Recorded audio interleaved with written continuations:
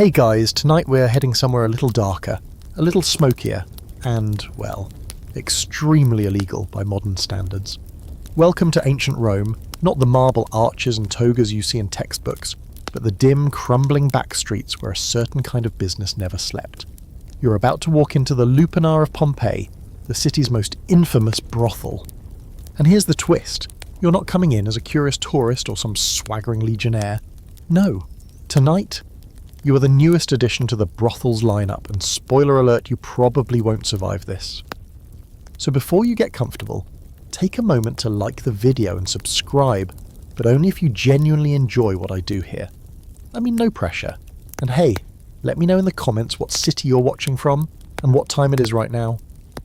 I love seeing who else is wide awake and spiralling through history with me. Now, dim the lights, maybe turn on a fan for that soft background hum, and let's ease into tonight's journey together. You don't remember when they sold you, it's all a blur, an overheard deal at the market, the clink of coins and the sharp tug of someone grabbing your arm too hard. You're no one important, no senator's daughter or priestess, just one more mouth in a city that never stops eating.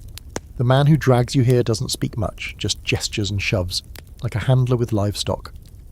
By the time you reach the Lupanar, your sandals are scuffed to ruin and your legs ache from walking in circles through Pompeii's alleys. The brothel looks ordinary from the outside, a narrow building pressed between a bakery and a tavern. 2 floors, faded frescoes on the walls. The wooden sign above the door shows a wolf, Lupa, the namesake. It's not just an animal, you're told. Lupa is slang. You're the wolf now, girl. Inside, it's even darker. The air is thick with oil smoke, cheap perfume, and something sour, like old wine left out in the sun. You squint as your eyes adjust. There are maybe 5 small rooms along the hall, each with a low stone bed built right into the wall. No mattress, no privacy, just thin curtains hanging like tired ghosts. The walls are painted with erotic scenes, some awkward, some almost laughable, and some that make your stomach twist. A woman greets you. Her teeth are stained with beetle, her hair pinned up in loops like she once aspired to elegance and gave up halfway. She's the Matrona, the one who keeps the girls in line and the customers in motion. She doesn't ask your name, just hands you a ragged shift and points to the back room. You'll be sharing a cell with another girl, older, who barely lifts her eyes when you enter. She's been here long enough to stop caring. There's no training, no orientation.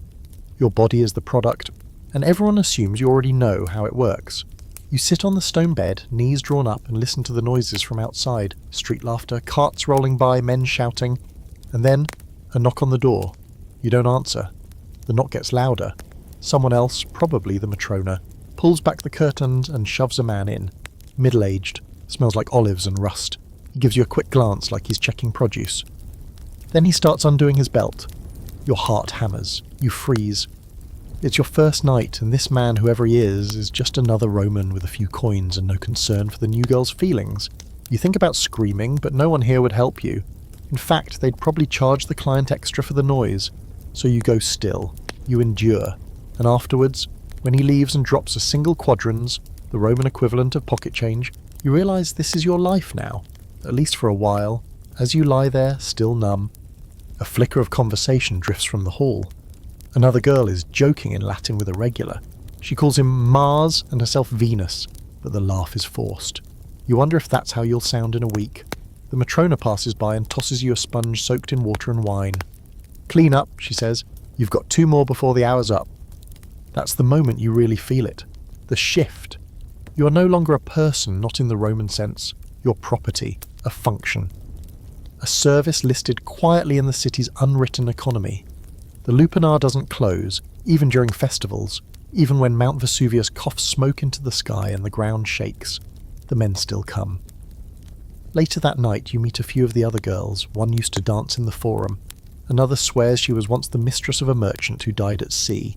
They all have stories and none of them match. You lie and say your name is Lucia, it's not, but it's the one you'll wear now. Carved into graffiti, scrawled on walls, maybe even whispered fondly by a soldier on leave who forgets your face before sunrise. The only real light in the brothel comes from oil lamps shaped like genitalia. Subtlety isn't Rome's strong suit. Shadows flicker across the erotic murals. You stare at a painting of a woman riding a man like a chariot, eyes wide and lips parted. She looks like she's enjoying it. You know better. That night, you sleep curled in a corner with your tunic sticking to your skin. The stone beneath you is cold. The girl beside you mumbles in her sleep. In the distance, someone is still working. A door slams. Another man enters. For him, this place is a playground. For you, it's a prison. And just like that, the first night is over. Morning comes not with sunlight, but with the rattle of footsteps on stone and the wafting stink of sour wine and sweat. There's no rooster crowing. No golden beams slipping through curtains, because there are no windows, just a few slits in the wall and a small grimy oil lamp that burned out hours ago. You wake up stiff and sore, stuck to your tunic, your hair tangled from tossing on the rough stone slab that passed for a bed. Your cellmate is already gone, probably dragged into the morning rotation, and you're left alone in the silence that never quite feels peaceful. There's no breakfast. You chew a stale bit of barley bread left on a cracked plate, wash it down with water that tastes faintly of iron and brace yourself. The Matrona barks orders in the hallway, shouting in that half-mocking tone she always uses, too old to be one of you, too bitter to care. New girl, you're on the door today, smile or fake it. You step out into the central hall, where the first rays of the sun finally light up the frescoes, naked figures in impossible positions, all hips and limbs, wide eyes and open mouths. They are meant to entice. They also serve as a visual menu. The Matrona says tourists love it, especially the Greeks. They point to what they want, like ordering from a tavern. Today that could be you. Men begin to arrive. Most are low-ranking soldiers, labourers, dockhands. They smell like metal and sweat, their tunics stained with ash or oil. They've got calloused hands and cracked knuckles, and the look in their eyes isn't romantic. They don't care if you're new. In fact, that's probably why they're here. Your second client of the day is quick and bored.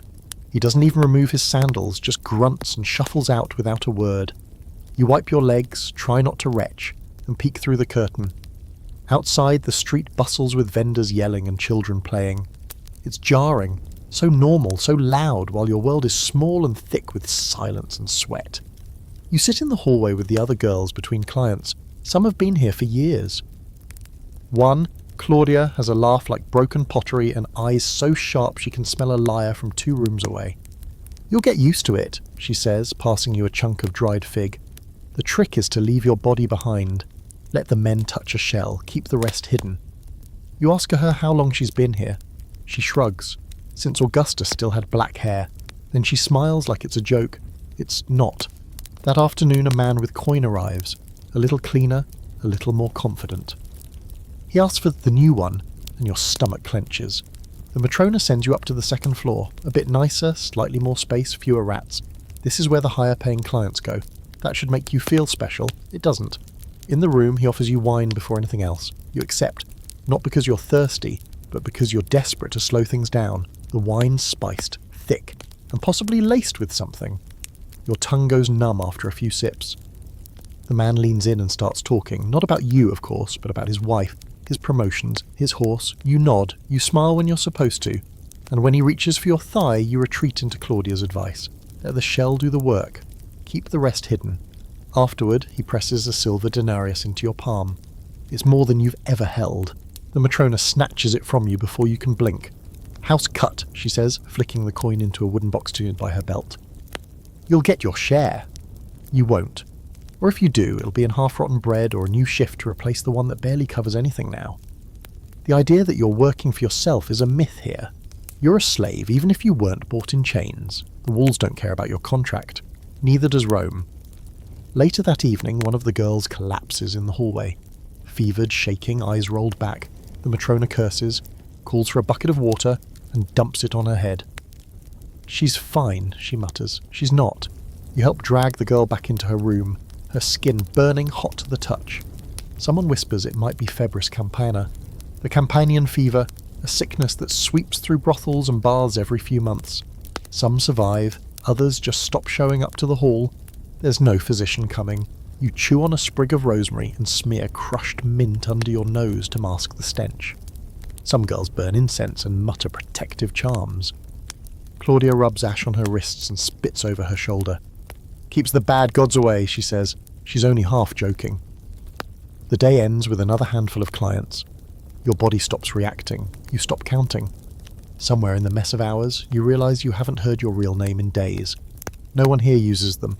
You are the blonde one, the quiet one, or the one from the provinces, homes make things too real, too permanent, and gods know you don't want to stay real here. As night creeps in again, the girls gather in the hall. Someone hums an old song, soft, chant, probably Greek. Claudia leans back against the wall and whispers about the meretresses who used to own their own rooms, their own slaves. They wore pearls, she says, and took senators to dinner. You ask what happened to them. She snorts. They got old. You try to imagine growing old here, wrinkled, bent, still painted with coals, still waiting behind a curtain for the next man to point to your picture on the wall. You can't picture it. The thought makes you sick. That night, you lie in your cell, listening to the city buzz outside. Someone plays a flute in the forum. Laughter rises from a nearby tavern. A dog barks, and then again, and then silence. You press your fingers to the wall and trace the cracks like constellations. If you close your eyes, you can almost forget the bed beneath you is stone. Almost. By now, you've learned that in Rome everything has a label. Olive oil, citizenship, wine, even the gods, and so it shouldn't surprise you that people like you come with paperwork too. You're not just some stray picked off the street. You're a commodity with a status, a name on a dusty registry somewhere, and a fine if you vanish without paying your dues. Today the Matrona takes you through the formalities. You're going to be legal, she says, sneering. A proper meretrix, congratulations. Doesn't make your back hurt any less. But hey, Rome loves its records. So you follow her through winding streets, the morning sun already punishing as you step over sewage channels and past bakeries selling yesterday's bread. She walks fast, muttering about schedules and quotas, and that bastard tax collector who keeps sniffing around. You pass temples, a few grand homes with painted columns, and then into the administrative belly of the city, where the walls are grey, the air is still, and everything smells like dust and ink. The clerk doesn't look up, just waves the Matrona forward. She hands him a note with your fake name, Lucia, the one you're stuck with now, and your price range. There's a form to fill out. He asks your age. The Matrona answers for you. You don't correct her, and just like that, you're licensed. A meretrix, official, taxable, inspectable. You're not a slave, but you're not really free either. In theory, you can keep your earnings. In theory, you can choose your clients. In practice, not a chance. Everything you earn goes first to the Matrona, who takes a cut, then to the house, which takes another, and finally to the city in the form of a brothel tax. If you miss a day, fine. If you get sick, too bad. If you run, they find you, mark your face, and drag you back. The Roman state doesn't care why you're here. They care that you're documented. You exist on paper now, like a sheep or a crate of dates. The registration number etched in some ledger will outlive you. Long after you're dead and the brothel is ashen memory, your name might still be listed in a column somewhere, sandwiched between two other unlucky women, taxed at the same rate as public toilets. The walk back is quiet. You look at people differently now. The shopkeepers, the noble women in their spotless stolas, the little boys chasing each other with wooden swords. They live above the line. You're below it. Later, Claudia tells you the real difference between a meretrix and a slave is paperwork. They brand the slaves, she says, and they register us. Same thing, different tools. You ask if she ever tried to buy her way out. She laughs. Buy my way out with what? Compliments? No, sweet girl, I get out when I'm too ugly to sell or too sick to care. But some women did. There's a story of one named Volumnia, used to be a high-end courtesan, the kind who could charge a month's wages for a night. She bought her freedom, moved to Rome, and married a baker. You ask if it's true. Claudia shrugs. Maybe, but don't waste time building a future on stories. That's not our job.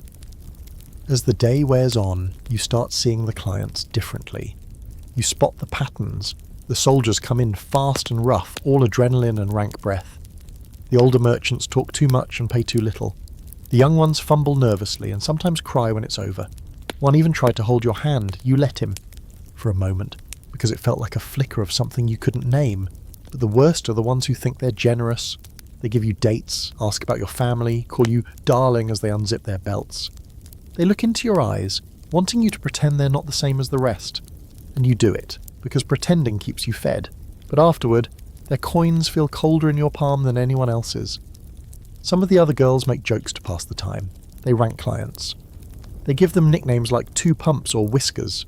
One girl claims she serviced a senator's nephew who brought his own scented oil and cried after. They're all broken inside, she says. They come to us because no one else lets them break in public. One evening, the Matrona gathers everyone in the atrium. The city's preparing for a festival, Ludi Romani, the Games of Jupiter, and that means more traffic, more men, more coin. Be grateful, she says, holding up a tally board with your names and daily quotas. The gods are smiling on us. You don't feel blessed. You feel like a meat stall before a feast. That night, you can't sleep. The cell is too hot. Your skin itches with sweat, and your stomach turns at the thought of tomorrow. You slip outside barefoot into the alley, behind the Lupanar. The air is cooler there. A dog scampers by. You look up at the stars, yeah. You wonder where your mother is, if she thinks of you, if she even knows. You wonder if you'll ever leave this city, or if your bones will end up in a mass grave with the others who wore out their usefulness before 30. You wonder if the stars ever saw you as anything else. Inside, someone moans. A man yells for wine. The Matrona's voice barks again. Your break is over. You wipe your face, go back in, and disappear behind the curtain again. You don't recognise yourself anymore. Not in the mirror, there isn't one, but in the slow, creeping way your old self seems to evaporate like spilled wine on stone. Your name, your past, your old voice, fading. Instead, you're now Lucia. Not a person exactly, but an idea, a product. And even that's starting to feel too generous. You've become an arrangement of parts, offered up daily to men who never ask who you are unless they're drunk and pretending to care. And what name do they give you? Depends on who's paying. Sometimes it's Venus, sometimes Lupa, and other times something coarser shouted as a joke to the boys waiting outside. But your real name? The one you grew up with, the one whispered by your mother as she braided your hair. It has no place in this place. The brothel doesn't deal in honesty. Here, names are painted on walls, scratched in graffiti, carved into history, not as people, but as playthings. You discover your new nickname one day in the hallway. Someone, likely one of the guards or even a client, has written Lucia Fellatrix in charcoal just above your curtain. It's next to a crude drawing of you, or someone vaguely shaped like you, kneeling with a man's hand gripping your hair. You blink at it, trying to decide if it's a joke or an advertisement. Claudia sees you staring and snorts. You're official now, she says. Graffiti's like getting your portrait done in this place. All over the brothel walls, the same thing. Little snippets of lives reduced to vulgar quips. Marcia takes all comers. 5 asses, no teeth. Or Felix says Livia is sweeter than wine. Some are boasts left by clients, others desperate attempts at fame by the girls. A few are just mean, but they're everywhere. Black smudges, carved lines, 1,000 ghosts scratching to be remembered. You start to see how reputation works here. Not like in noble circles where virtue and manners get you invited to banquets. In the brothel, reputation is more visceral. It's about who cries less, who makes clients laugh, who's quiet, who's wild, who does things no one else will. You don't get ahead by being nice, you get ahead by being memorable. And yes, sometimes that means you start playing into it. You laugh louder. You wear your tunic a little lower. You try new tricks. You pretend you enjoy it even when your soul is curled up in a corner somewhere. Because if they like you, maybe they'll come back. If they come back, maybe the Matrona will give you a better room, a longer break, or an extra handful of coins to keep you quiet. But there's danger in becoming a favourite. Some men don't just want your body, they want ownership. You hear stories. A girl named Sevilla had a client who started following her home at night. He left gifts, carved her name on his sword, even tried to drag her from the bathhouse once. The Matrona had to pay off a guard to make him stop. And then there's the fringe story, the one Claudia tells in hushed tones about a girl whose name was scratched onto so many walls that her spirit supposedly haunted the Lupan after she died. Talia, they called her, said she could whisper your name to a client at just the right time and ruin you. Probably nonsense, but still, every time you walk past the stairwell and the air turns cold, you wonder. So you keep your head down. You perform well, but not too well. You keep your curtains slightly open, but never invite anyone in unless they've paid. You learn the delicate art of being seen just enough to survive. Then one day, a soldier comes in with ink on his hands and a grin on his face. "You're Lucia, right?" he asks, leaning against your doorway. "You're the one from the wall." He points to a nearby scrawl where your name is paired with an exaggerated description of your talents. You nod cautiously. He grins wider. "Good. I want to see if the rumours are true." You do what you must. After he leaves, you stare at the wall. That one sentence, just 5 or 6 words, has sealed your identity tighter than any name ever could. You are now that girl. And unless someone else becomes the new gossip, you'll stay that girl for months. There's a kind of power in it, twisted though it may be. You learn that graffiti can drive business. Some girls bribe young men to scribble flattering things about them in the bathhouses.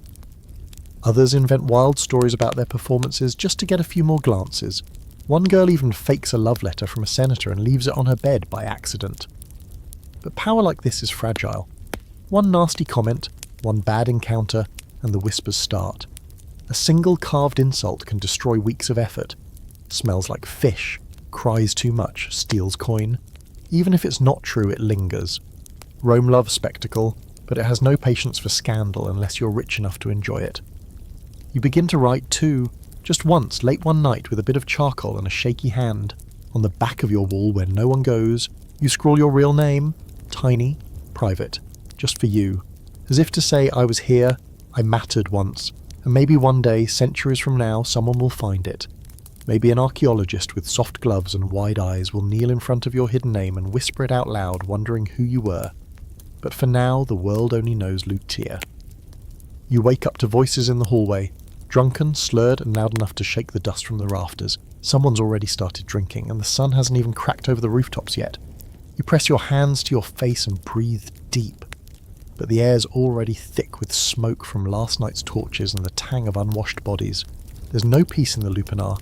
Even in your dreams, the work doesn't stop. As you stretch your legs, sore and scratched from another long shift, you catch sight of Claudia crouched by the wall with a bit of charcoal in her hand.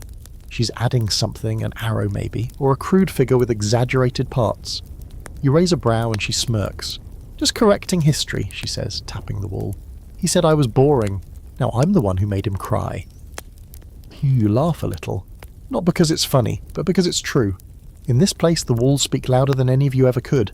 Everything is written down, scratched into the stone like the gods themselves are keeping score. You've passed your own name 3 times already this week, sometimes paired with praise, sometimes something less kind. The graffiti shifts daily. New names, new boasts, crude sketches of acts that make even you wince. And this is how your reputation lives on, not in letters or poetry or family lineages, but in jokes scrawled near the latrines, in scribbled hearts and badly drawn male anatomy, in phrases like Lucia, 3 times before sunset, and ask for her by the red ribbon. The men read it like it's gospel, pointing and laughing, hunting down girls like they're menu items. Some of the more ambitious ones even start their own rumours. I heard she did it on a roof. She sings during... She'll bite you if you ask. It's like living in a theatre with no curtains and no scripts, just constant improvisation, one where your body is the punchline and the audience always wants more. Some days, you try to write back, a quiet rebellion. You pick a spot no one looks at, a little corner near the door, and etch a reply. Lucia is tired. It's the truth. Not salacious, not clever, just tired. The next day, someone crosses it out and writes, still available. You stare at it for a long time, then laugh. A dry, broken sound. Claudia hears it and throws an arm over your shoulder. They don't want the truth, she murmurs. They want fantasy. You give them tired, they'll write over it. You give them fire and they'll burn for you. You learn how to play the game. If the walls want stories, you give them stories. You tell a young client that you once served the high priest of Jupiter himself. He cried after, you whisper. Said no one ever made him see the gods like that. The boy's eyes go wide and he tells his friends. A week later, there it is on the wall. Lucia, blessed by Jupiter himself. It works. For a little while, more clients ask for you by name. A few bring gifts, figs, perfume, a cheap necklace with beads that rattle like bones. You wear it anyway. Not because it's pretty, but because it makes the others jealous. And in a place like this, jealousy is one step removed from power. But power is slippery. You hear about a girl in another brothel who got too famous. Her graffiti was everywhere, from the bathhouses to the amphitheatre walls. She was called the Mouth of Mars, and the men loved her. Then one day she disappeared.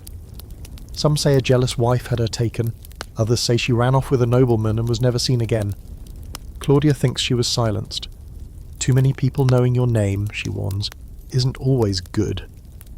Still you keep writing, in the margins, in places no one notices. Some are bold lies, others are half-truths. Once you write, Lucia has never loved. A day later, someone replies with, "She doesn't need to." You don't know if it's mocking or kind, but it makes your chest ache a little. The good kind, the kind that feels like being seen. Some girls hate the graffiti, they scrub out the walls during breaks, angry that their worst nights have been turned into punchlines. One even tries to wash off a nasty message with wine, tears falling silently as she scrapes the stone until her hands bleed. But the words always come back. New ones, meaner ones. It's like the walls have a life of their own, hungry, cruel, immortal. The Matrona, of course, loves it. Free advertising, she says. Nothing draws them in like a bit of scandal. She even pays a boy to sneak into the nearby bathhouse and write a few choice lines. Ask for Claudia, she'll ruin you in the best way. You watch her smile when she hears it worked. She's old, but she understands what sells, and it's not just walls. Coins come marked too. One day, a client presses a denarius into your palm and says, "I wrote your name on this, so I don't forget you." You turn it over, sure enough there's a shallow scratch L. That's all. But it hits you hard, you think of it travelling through the city, passed from hand to hand, your name on a coin like an emperor's face. You don't know whether to feel proud or afraid.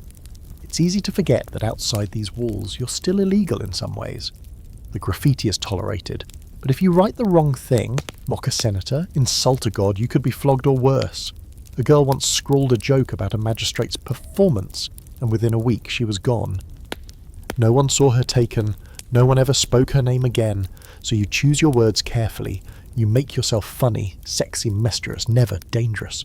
The walls can destroy as easily as they elevate. By the end of the week, you see your name in 5 different spots.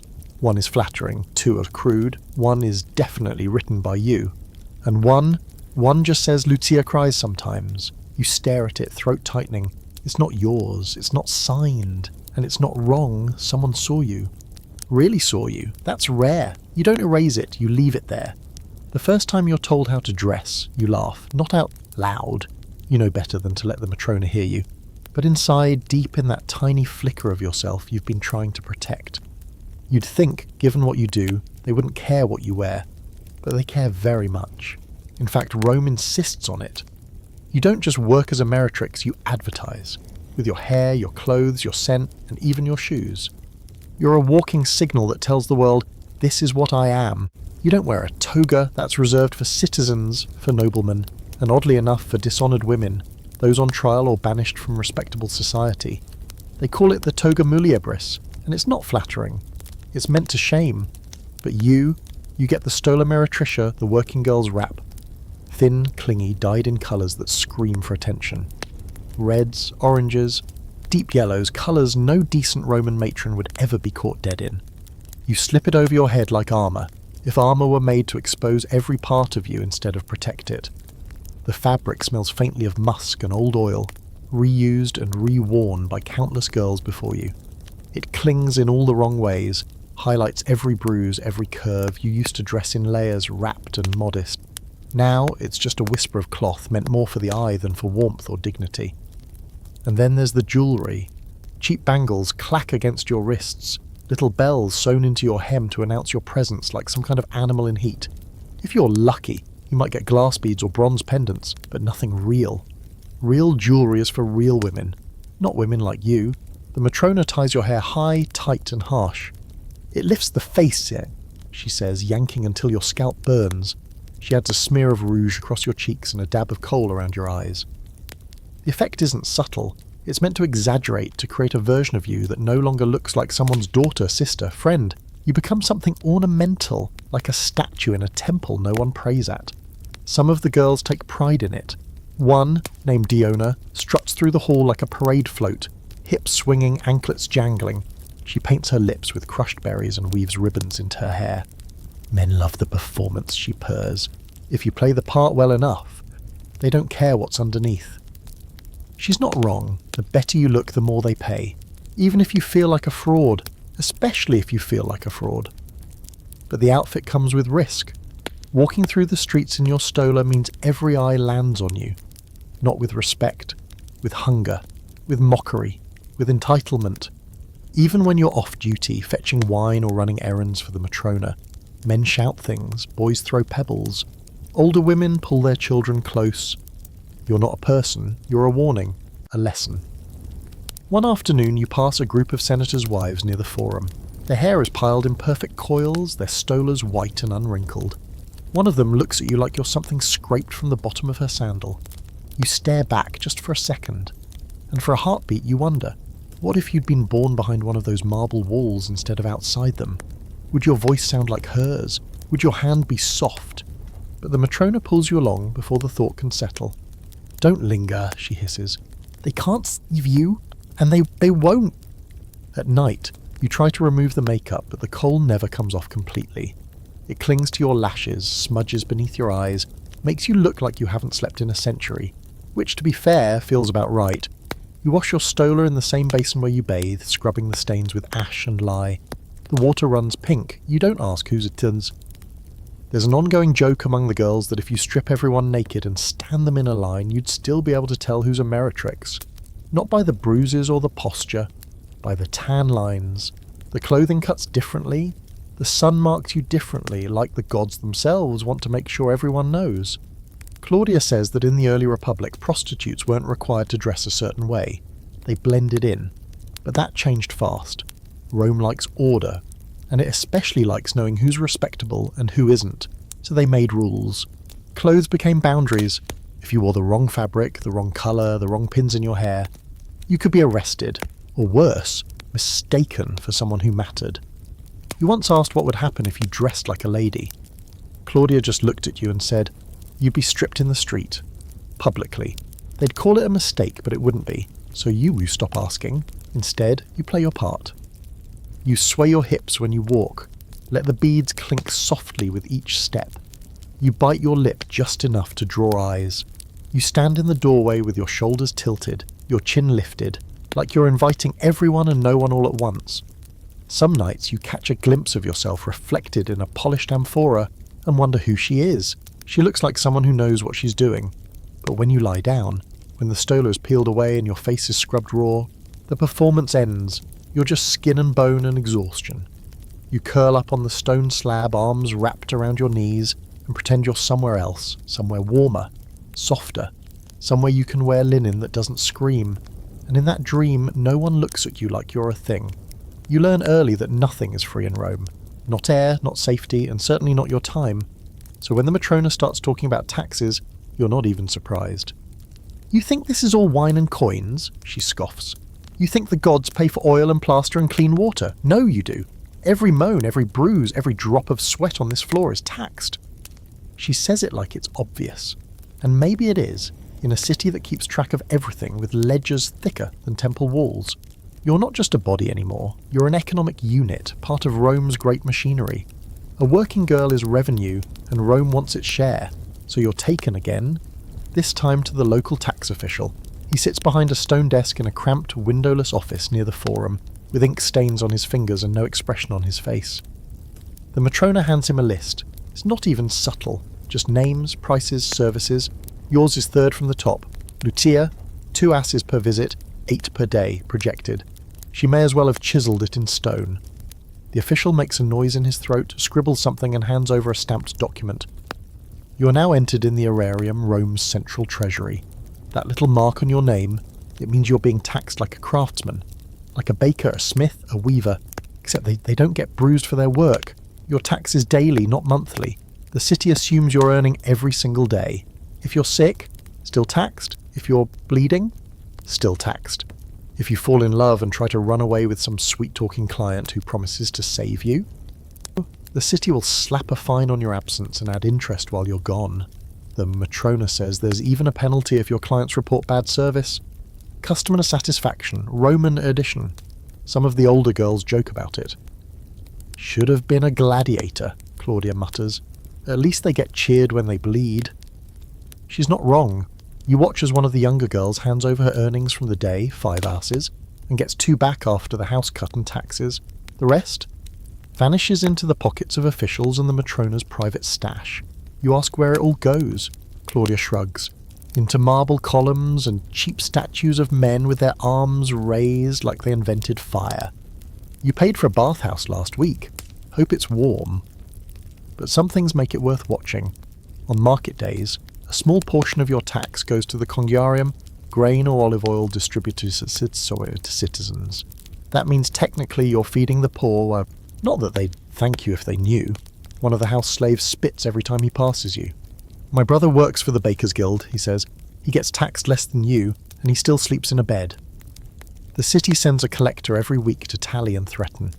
He's lean, sunburnt, with a wax tablet and a permanent smirk. "How's business, Lucia?" he asks as he scratches your name into the wax. "Keeping the empire strong?" You smile with your teeth and say nothing. Anything more could cost you. He tells you once that Augustus himself legalized prostitution during the early empire to stabilize morals. You nearly laugh. Apparently the state thought giving people an outlet would keep their appetites in check. As if Rome didn't thrive on appetite. Lust, wine, conquest, spectacle. It's all the same, and you're a cog in the middle. The system is so structured it's almost funny. You know how many visits are expected of you each day?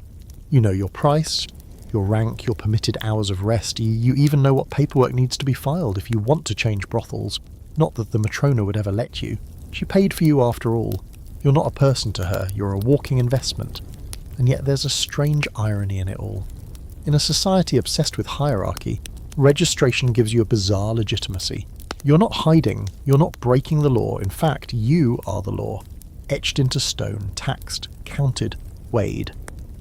You're more official than half the senator's affairs. There's even a strange kind of freedom in being so visible. No one's pretending you're something you're not. You don't have to worry about losing status. You never had any. What can they take from you that hasn't already been taken? But still, you dream of the loophole. Some girls manage it. They find a patron, rich, lonely, maybe guilty, who buys them out, covers their taxes, sets them up in a small villa. They become kept women. Not exactly love, but better than stone beds and tax visits. You hear rumours of one who married a merchant and now walks the forum in silk. When you ask Claudia, she just snorts. 1 in 100, maybe. You try not to hope. Hope, like love, gets taxed in places like this. So you do the math, you count the coins, you keep a secret stash under a loose tile beneath your bed. 8 sestertii and 3 tiny bronze charms shaped like fish. Not much, but it's yours. No taxes, no cuts, just enough to remind you that some part of your labour belongs to you. Even if it never adds up to freedom, it gives you something the city can't touch. One night a client asks you what your price is, and you give him the number. He whistles. That little? You smile and say, "You should see what Rome takes." He laughs, not realising you're not joking. When he leaves, you sit by the oil lamp and count your earnings for the day. You made 15 asses. You get to keep 3. The rest disappears into the void of empire, along with your youth, your voice, your real name. The lamp flickers, the walls are quiet, and outside the empire spins on, fed by men like him, women like you, and a tax ledger that never sleeps. There's this myth that floats around the brothel like incense smoke, that a good night can change your life, that if the right man walks in with the right purse and a soft enough hand, he'll offer enough coin to buy your freedom, or at least let you sleep through till morning without flinching at every creak of the floorboards. You don't believe in myths anymore, but you still wonder sometimes what you're worth. It hits you the first time a client pays with a single quadrans, 1 copper coin, less than what it costs to buy a cup of vinegar wine or a handful of figs past their prime. You turn it over in your hand after he leaves. It's sticky, warm, and stamped with the face of some minor emperor you can't even name. You stare at it too long, like it might explain something. Like it might say, this is what your body's value is, this is what all that breath and bruising added up to. Claudia sees you looking at the coin and grins. Oh, that's a high roller. You should have charged him 2 quadrantes for breathing so loud. You laugh, but it curdles in your throat, because that price, it's normal. In fact, it's generous if the client's polite and doesn't ask for anything extra. Nights, you're doing 5 or 6 men for less than the cost of a good pair of sandals. And yes, some girls charge more, especially the ones who've got regulars or a special skill. But most of you live in the realm of the cheap and forgettable, the kind of work that doesn't get written into poetry unless it's as a joke. And here's the twist. The pricing isn't even about you, not really. It's about competition, volume, reputation. The Lupanar has over a dozen girls on rotation, and the Matrona is ruthless. If your numbers drop, your rates drop. If someone younger or prettier shows up and starts pulling in more traffic, you suddenly become discounted. You could be the hardest working girl in the building and still find your rate shaved down like a pig at market. It's not about desire, it's about math. Some of the wealthier clients, those with gleaming sandals and perfumed cloaks, ask for the high-end experience. They want you to pour wine, sing a little, stroke their egos before they even touch your skin. Those clients pay more, maybe 5 asses, sometimes even a silver denarius if they're drunk or showing off. But those visits are rare. Most of the time it's farmers with sunburned forearms or soldiers on leave, sweaty and impatient, tossing a couple coins in your lap like they're feeding pigeons. There are, of course, options. You could try the street corners, stand outside the Subura or near the public baths and call out your price to passers-by. Street girls sometimes make more in a single night than brothel girls do in a week. But it's a dangerous gamble. No walls, no curtains, no Matrona to intervene if something goes wrong, just the wide open road and whatever finds you, there. One girl came back with her tunic torn and a split lip. Another didn't come back at all, so you stay inside, you work the same cell, you take what you can get. Some nights you lie about your price just to keep things interesting. 3 asses, you whisper to a client who only offers 2. But if you pay me 4, I'll pretend I like it. He laughs.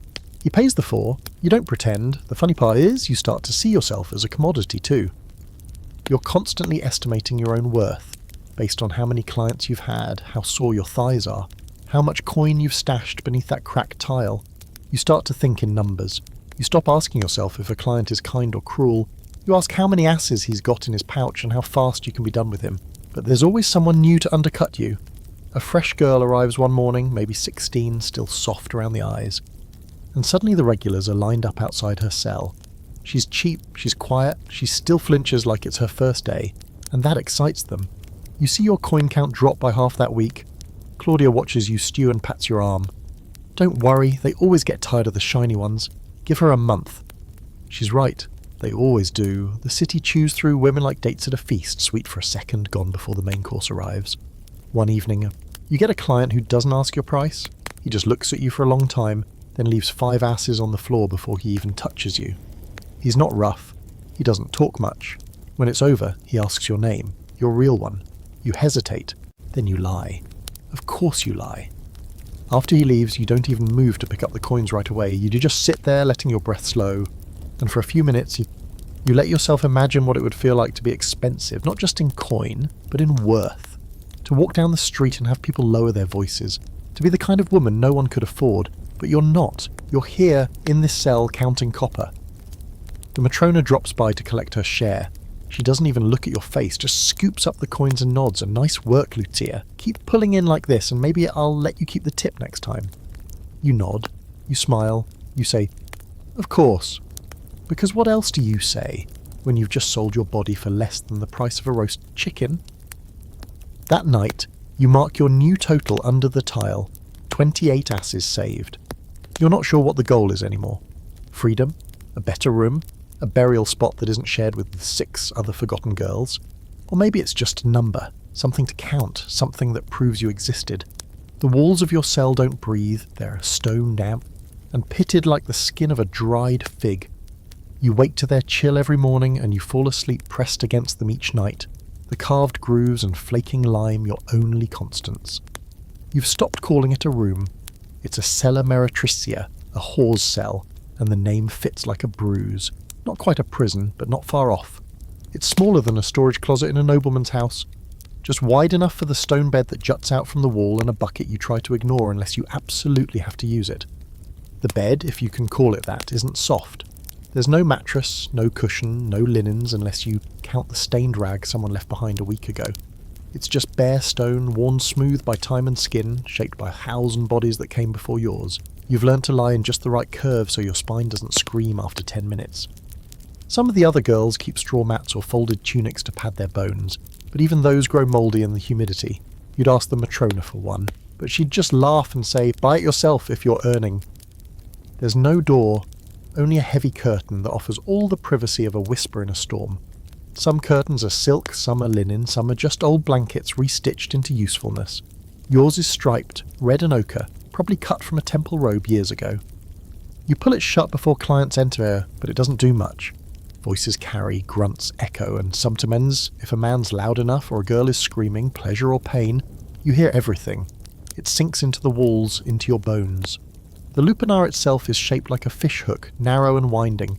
10 cells on the ground floor, 5 upstairs for clients with more coin or more shame. The stairway creaks like it's trying to confess something.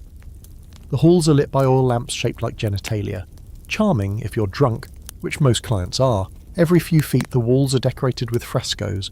Not religious ones, those are for temples. These show contorted bodies locked in every position imaginable, with expressions that would make a statue blush. You recognise some of the girls in the newer ones. A few even posed willingly, hoping to boost their bookings. And then there are the gutters, hidden mostly. But when you know where to look, and when you've been made to clean them, you realise just how much the brothel bleeds. The waste drains through narrow channels carved beneath the floor and out into the alley behind the tavern. It's not just bodily waste. It's water from sponge baths, wine spills, blood, vomit, and worse. You've watched rats skitter through those channels like they own the place. Maybe they do. Rats don't pay taxes. Some of the girls decorate their cells. A flower tucked behind a crack in the wall. A worn idol of Venus on the ledge. One girl keeps a painted tile from her hometown. It's chipped and barely recognisable, but she says it used to show the sea.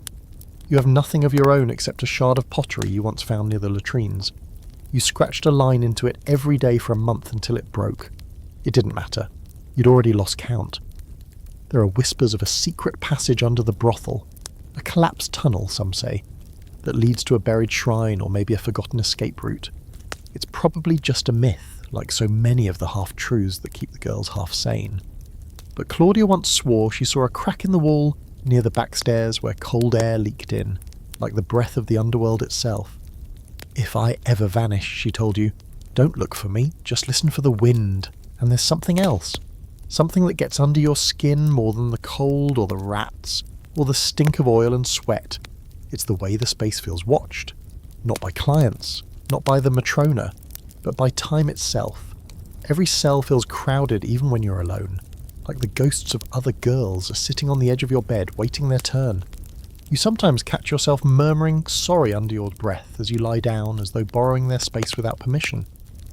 Once, late at night, you notice a faint outline carved into the wall above your head.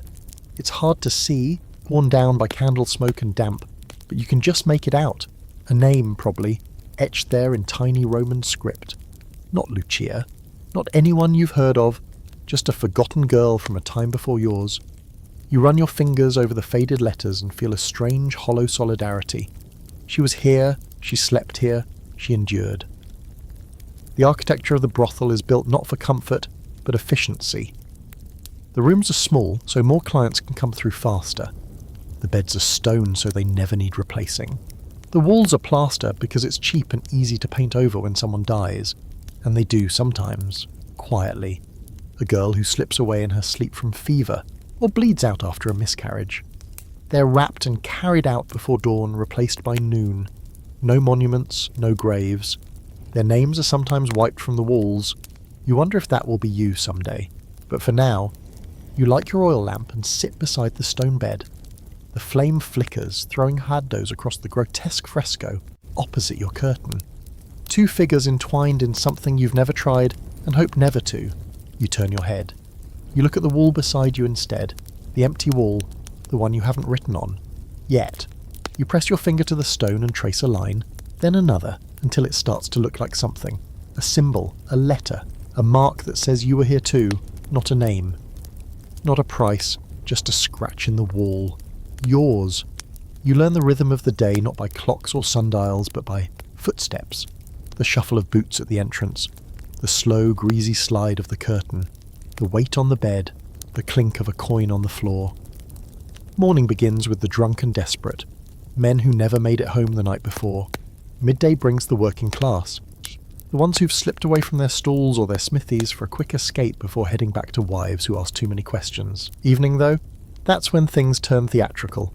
The lamp's flame flickers lower, the wine flows freer, and the clients arrive in pairs or packs, already loud and laughing, slapping each other's backs like they're at a festival instead of lined up to spend 3 minutes with a woman who forgot how to cry properly. You're their entertainment. Not their secret, not their shame, their hobby. You see it in their faces, the way they swagger in like they own the place. And for a few coins, they do. Your curtain rustles. A figure enters. You don't look up at first. Part of the ritual. If you keep your gaze low, sometimes they feel powerful, important. Sometimes they tip more. But this one is different. The scent hits you before the voice, not the usual tang of sweat and cheap oil. No, it also. This one smells like myrrh and citrus and something expensive you can't name. You glance up.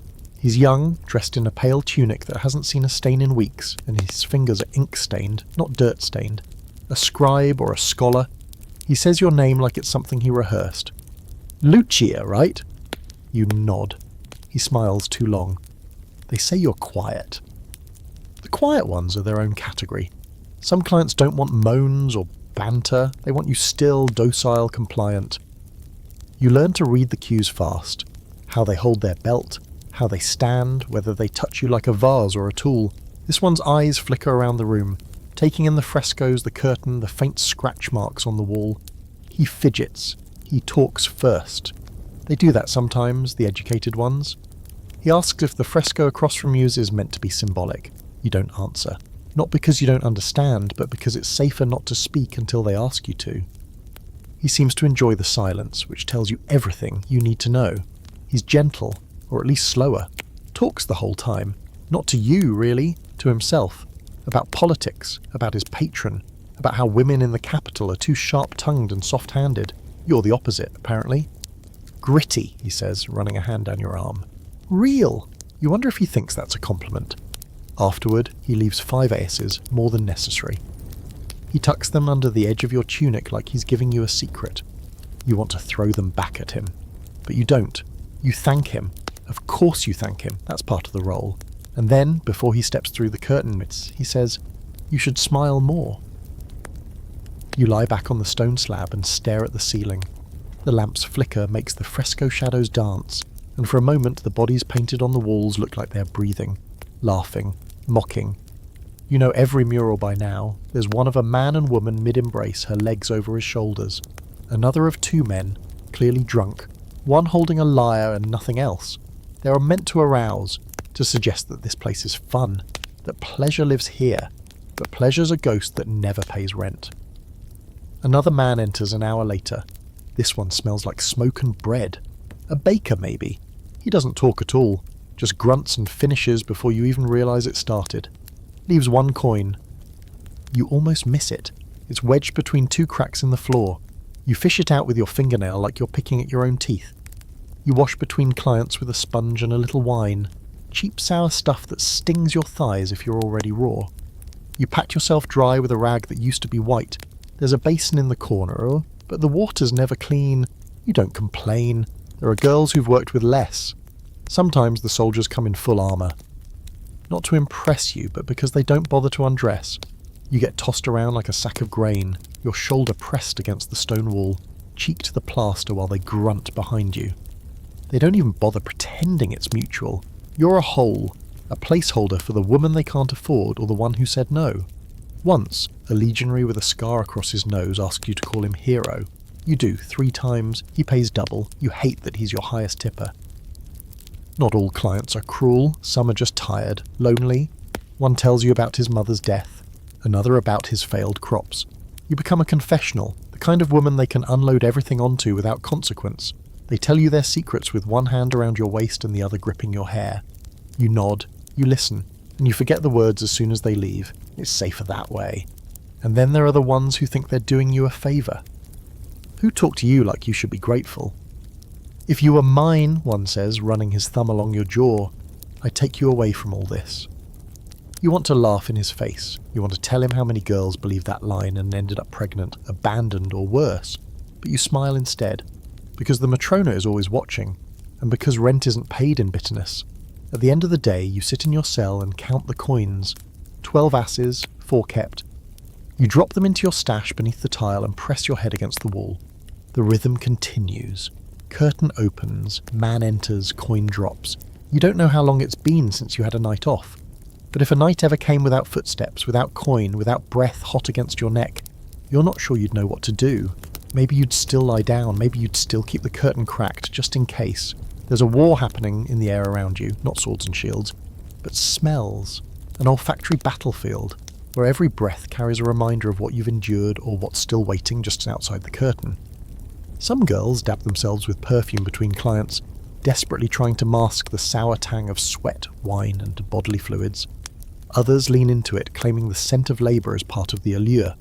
You're somewhere in between, trapped in a haze of incense, crushed herbs, and whatever oil you can scavenge that doesn't smell like old goat.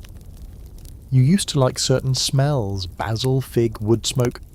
Now you can't stand them. Everything is tainted by the brothel's atmosphere. Rosemary reminds you of the sponge bath that barely took the blood off your thighs. Frankincense, once sacred, now reeks of the candle burned in your cell to cover the stench of a client who didn't bother to wash his hands or his feet or anything else. You inhale, shallow and cautious, measuring each breath like it's borrowed. Perfume is currency here. Real perfume, spikenard, saffron, cinnamon oil, is reserved for the high-class meretrices, the ones with patrons or rooms on the second floor with actual doors. Down here in the cheaper cells, you make do with what you can trade. A girl named Tertia smuggles in lavender steeped in vinegar and sells it by the drop. One drop behind the ear costs half an heirs. It's worth it. For those few minutes you smell like a person who might have been kissed for love once. The Matrona keeps a stash of cheap oil behind the counter, poppy, myrtle, and something she insists is imported from Hispania, but smells suspiciously like rancid lard. She'll loan it to you before a festival, or if the wealthy client's expected. You smell good, you earn better, she says, waving the stopper under your nose like it's sacred. The moment she walks away, you gag and wipe it off with the edge of your tunic. It's not just perfumes and oils, though. There are other ways to shift your body into something more tolerable. You learn about them slowly. Claudia teaches you first how to chew on mint leaves to freshen your breath, how to swish wine between your teeth and spit it out if you're too tired to drink but still need the burn to numb your mouth. You watch another girl crush cloves and rub them along her gums. It stings, but it hides the taste of everything else. And then there are the real drugs. A few of the older girls talk about the poppy syrup, a sticky reddish draught that dulls the ache in your hips, your back, your ribs, your heart. You try it once, mixed with mulled wine. It burns all the way down, then coats your insides with a kind of slow mercy. Everything slows. The pain becomes something distant, like a memory you don't care to revisit. You still feel him, the client, but it's like watching someone else take your place, someone who doesn't flinch, someone who doesn't mind. But the syrup is expensive. The Matrona doesn't supply it unless you're her favourite, or unless you've earned it by surviving someone particularly rough. You save up for it in secret. A few coins here and there, enough for a bottle if you can find someone willing to risk selling it to a girl like you. One day a client offers you something different, a little ball of dried leaves wrapped in linen. Eastern, he whispers, from Parthia, stronger than wine. You don't ask what it is. You don't want to know. You swallow it. It kicks in fast. Your mouth goes dry, your limbs melt, and for the first time in weeks, you don't feel dirty after he leaves. You just feel nothing. The danger, of course, is that the numbness starts to feel better than being alive. You see it happen to Tertia. She used to laugh, used to sing under her breath in Greek. Now she sleeps more than she works, her lips always stained with something you can't identify. The Matrona lets her be for now. But when the clients start asking for someone else, that'll change. No one gets to rest forever. Still, you understand the temptation. Anything to make the days blur, anything to take the edge off.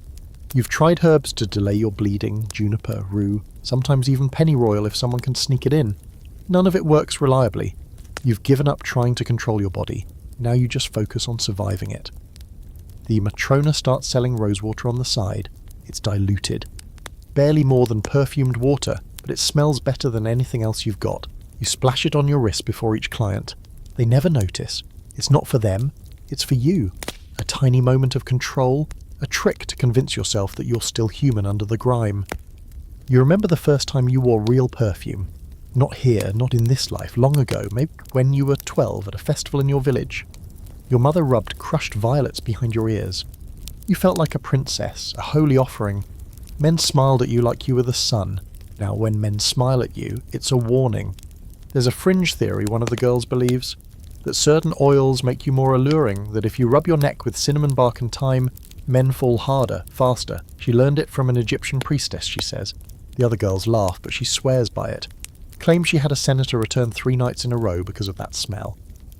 He said I reminded him of his childhood, she adds. What does that say about him?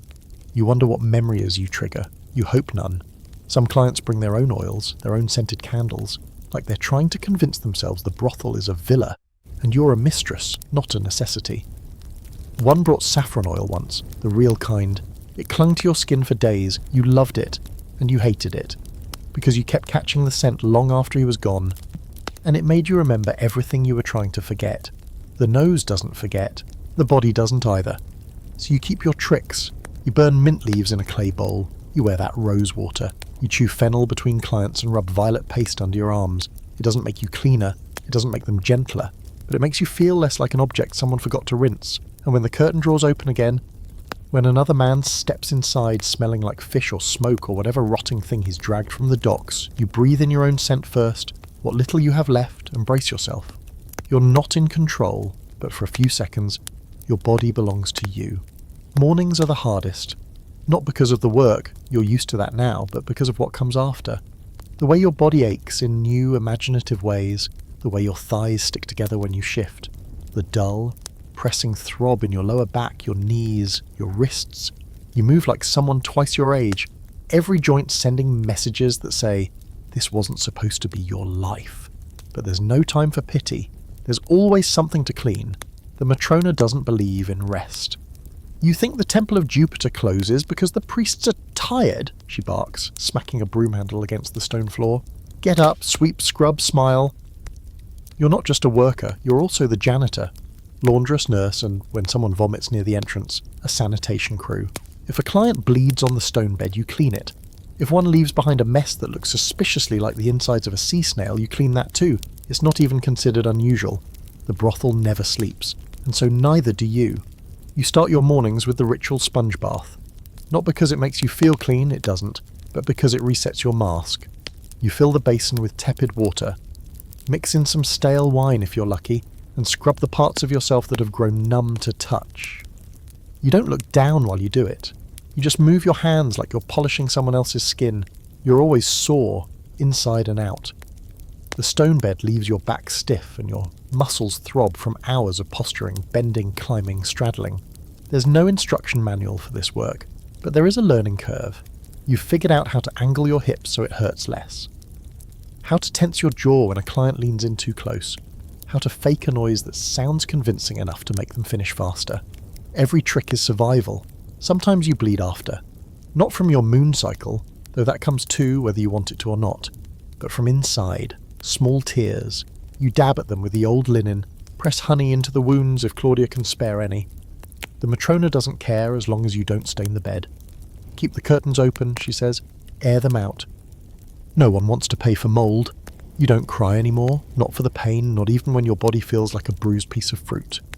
The tears dried up somewhere in week 2. Now it's just gritted teeth, blank eyes, and whatever song you hum under your breath to drown out the grunting. Pregnancy's always a threat. You've seen it happen. One girl, Cassia, disappeared for 3 months and came back with hollow cheeks and no baby. Another tried to keep hers. The Matrona gave her until the 2nd month, then sent her to a midwife who operated behind a tavern. She bled for 2 days straight, didn't leave her cell for a week. You hear her mutter prayers to Juno every night now, holding her stomach like it still remembers. You chew on rue leaves when you can get them. Bitter, sharp, said to keep the womb closed. Whether it works or not, who knows? But hope is a drug, and you've learned to chase whatever dose you can find. Some clients want more in the morning. They say they like the smell of sleep on a woman, that you're warmer, so less likely to fight. One calls you his sunrise girl. You hate that. He leaves early and pays well, but he always kisses your forehead before he goes, like he's blessing livestock. When he's gone, you scrub your face raw as if his lips left a mark only you can feel. And then there's the clean-up. You wash the floor with wine or vinegar if the smell's gotten too strong. You hang up the ragged sheets if you have them, to dry in the cramped courtyard behind the building. They flap like defeated flags, little reminders of your victory over the night. You organise the oil lamps, refill the basins, sweep the hallway, all before the Matrona comes around to check the tally board. The tally is cruel and unspoken. Your name, your cell number pair, and the scratch marks beside it. How many men you took, how many paid in full. Sometimes the Matrona adds notes. Requested again. Too quiet. cried. You glance at it when you pass, but never look too long, and it doesn't help to know the exact number. It never helps. By midday, the city outside is fully awake. The brothel walls are thick, but you can still hear life moving on without you, the creak of carts, the shouting of vendors, the chatter of noble women passing by. You smell fresh bread, roasted lamb, ripe figs. None draw, it is yours. You get a crust of old barley loaf and a cup of sour water if the Matrona remembers. You eat sitting on the edge of the stone bed, legs dangling, curtain drawn halfway like it makes a difference. The bread sticks to your throat, but it's food. You tell yourself it tastes good. You tell yourself this means you're still alive, then you lie back for a moment. Just a moment. The stone is warm from the sun sneaking through the top of the wall. Your body still hurts, but less than it did yesterday. That counts for something. You place a hand on your stomach, flat, empty. You count your breaths. You remember, vaguely, what mornings used to feel like, how your mother would boil lentils, how the smell would drift through the house, how your father hummed while cleaning tools. You miss the sound of birds. You haven't heard a bird in weeks. Just the clink of coins and the rustle of the curtain. The Matrona yells your name. A client is waiting. You roll to your feet. Your joints crack. You wipe your mouth with the back of your hand, pinch your cheeks for the colour, and pull the curtain back with a smile. It's showtime. Again. By your third month in the Lupanar, you begin to notice the strange rituals girls do before they work. Not the obvious ones like adjusting their hair or applying soot to their lashes, but the quiet, hidden ones. Claudia always taps the edge of her stone bed 3 times before a client enters. Tertia whispers a name under her breath. Someone long dead or long gone. Another girl, Priska, tucks a tiny bone charm under her breastband before every shift. To keep away the demons, she says, eyes wide, voice flat. You start to realise that what you're part of here isn't just a business. It's a kind of religion. Sex and superstition are inseparable in ancient Rome. They always have been. And in this place where bodies are currency and the veil between pleasure and pain is paper thin, the line between act and ritual blurs quickly. You hear whispers about girls who burn specific herbs before a shift, wormwood for stamina, laurel to keep death away. Some even smear their doorframes with ash and spit, muttering spells taught to them by grandmothers or old kitchen slaves. You think it's silly at first. Then one night after a particularly rough visit, you find yourself kneeling by your oil lamp, asking Jupiter for strength and Venus for mercy. You don't know which of them answers. But you wake up the next morning and still draw breath, so maybe that's enough. You start picking up the habits yourself. Drop of wine poured onto the floor before your first client. A whispered phrase in your mother's dialect, something like, clean beds and closed wombs. You press your thumb to the wall 3 times in a row, slowly, like it's a key unlocking some invisible door. Do you believe any of it? You're not sure, but you believe in muscle memory, in habits that keep your mind from breaking. The Matrona encourages it oddly, not out of faith but practicality. If you think the gods are helping you, she says, you'll scream less and earn more. She keeps a cracked statuette of Venus Genitrix near her desk, breasts polished smooth from years of desperate fingers. The girls touch it for luck. You've seen even the most sceptical ones do it. Those who laugh at omens still bow their heads before a tough client. There's a chamber behind the Lupanar, a tiny smoke-blackened room with a low ceiling and a niche carved into the wall. Inside it is a soot-dark idol, Venus or maybe some older, wilder goddess. No name, no inscription, just 2 stubs for arms and a swollen belly. The girls leave offerings, petals, bits of bread, broken jewellery, even drops of blood. Not sacrifices exactly, tributes. A quiet please, a whispered watch over me. One girl swears by sex magic. Not the kind you read about in temple scrolls, but the old, whispered stuff. If you say his name 3 times while he's inside you, she says, he'll never forget you. He'll dream of you. Come back, pay more. Sophie, she teaches you the words to a cell passed down from an Etruscan nursemaid. Something about moonlight and olive oil. You try it once, murmuring a client's name as you dig your nails into his shoulder. He doesn't even flinch. He never returns. So you stop casting spells for love. Instead, you shift your magic to protection. Little charms to keep disease away. Prayers to keep fertility locked tight. A coin buried in the threshold for luck. You even draw symbols beneath your bed in crushed charcoal, Voco circles and triangles, marks that mean nothing to the Matrona, but make you feel watched by something other than men. There's an older girl, long since retired from working, but still around, still sweeping floors and whispering to shadows. They call her Sibylla, like the oracles. She sits near the hearth, stringing dried beans on twine, and says she used to dream true dreams. She tells fortunes with pigeon bones and always knows when someone is about to leave or die or vanish without a trace. You ask her, once, what she sees in you. She looks you up and down, nods slowly and says, "You'll last longer than most, but not forever." You ask if that's good or bad. She shrugs. The ones who leave early don't always go in a cart. It's not all doom and gloom, though. Some of the rituals feel beautiful. When one of the girls finishes a night with a wealthy client, she paints a red dot between her eyes with berry juice, a sign that she was chosen, if only briefly. On Venus's feast day, you all wear flowers in your hair. Even the Matrona sets out wine and cakes, and no one works until noon. For a few hours, the brothel feels like a temple.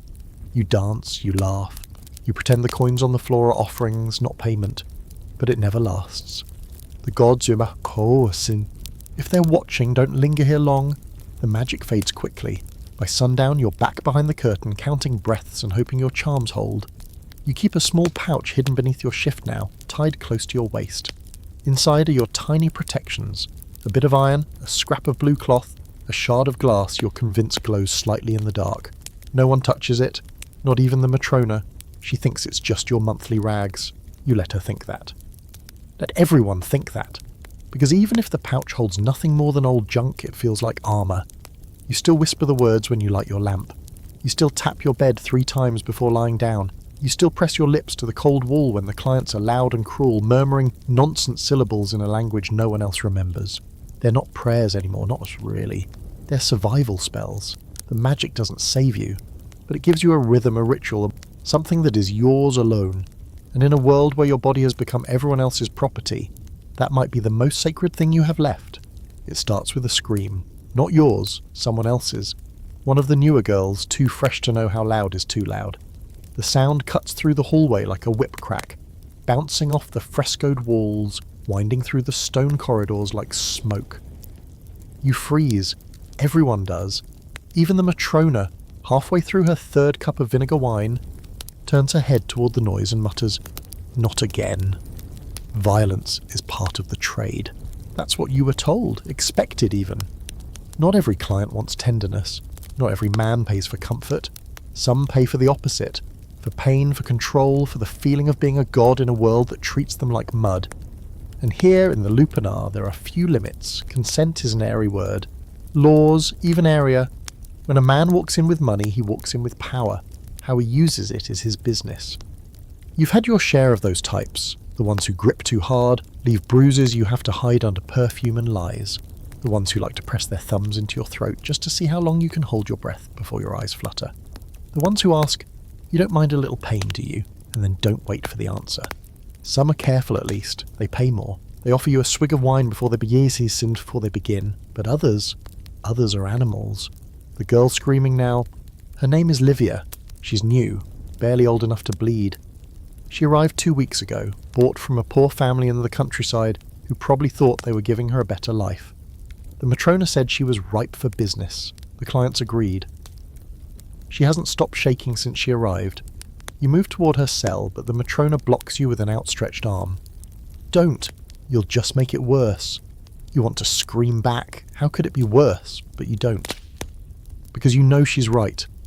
Getting between a client and what he's paid for is the quickest way to end up worse off than the girl you're trying to help. Eventually the screaming stops. The curtain opens. A man steps out. He's got the build of a butcher, sweat glistening down his neck. He adjusts his belt, tosses a coin onto the floor and mutters something about feisty ones. Then he's gone.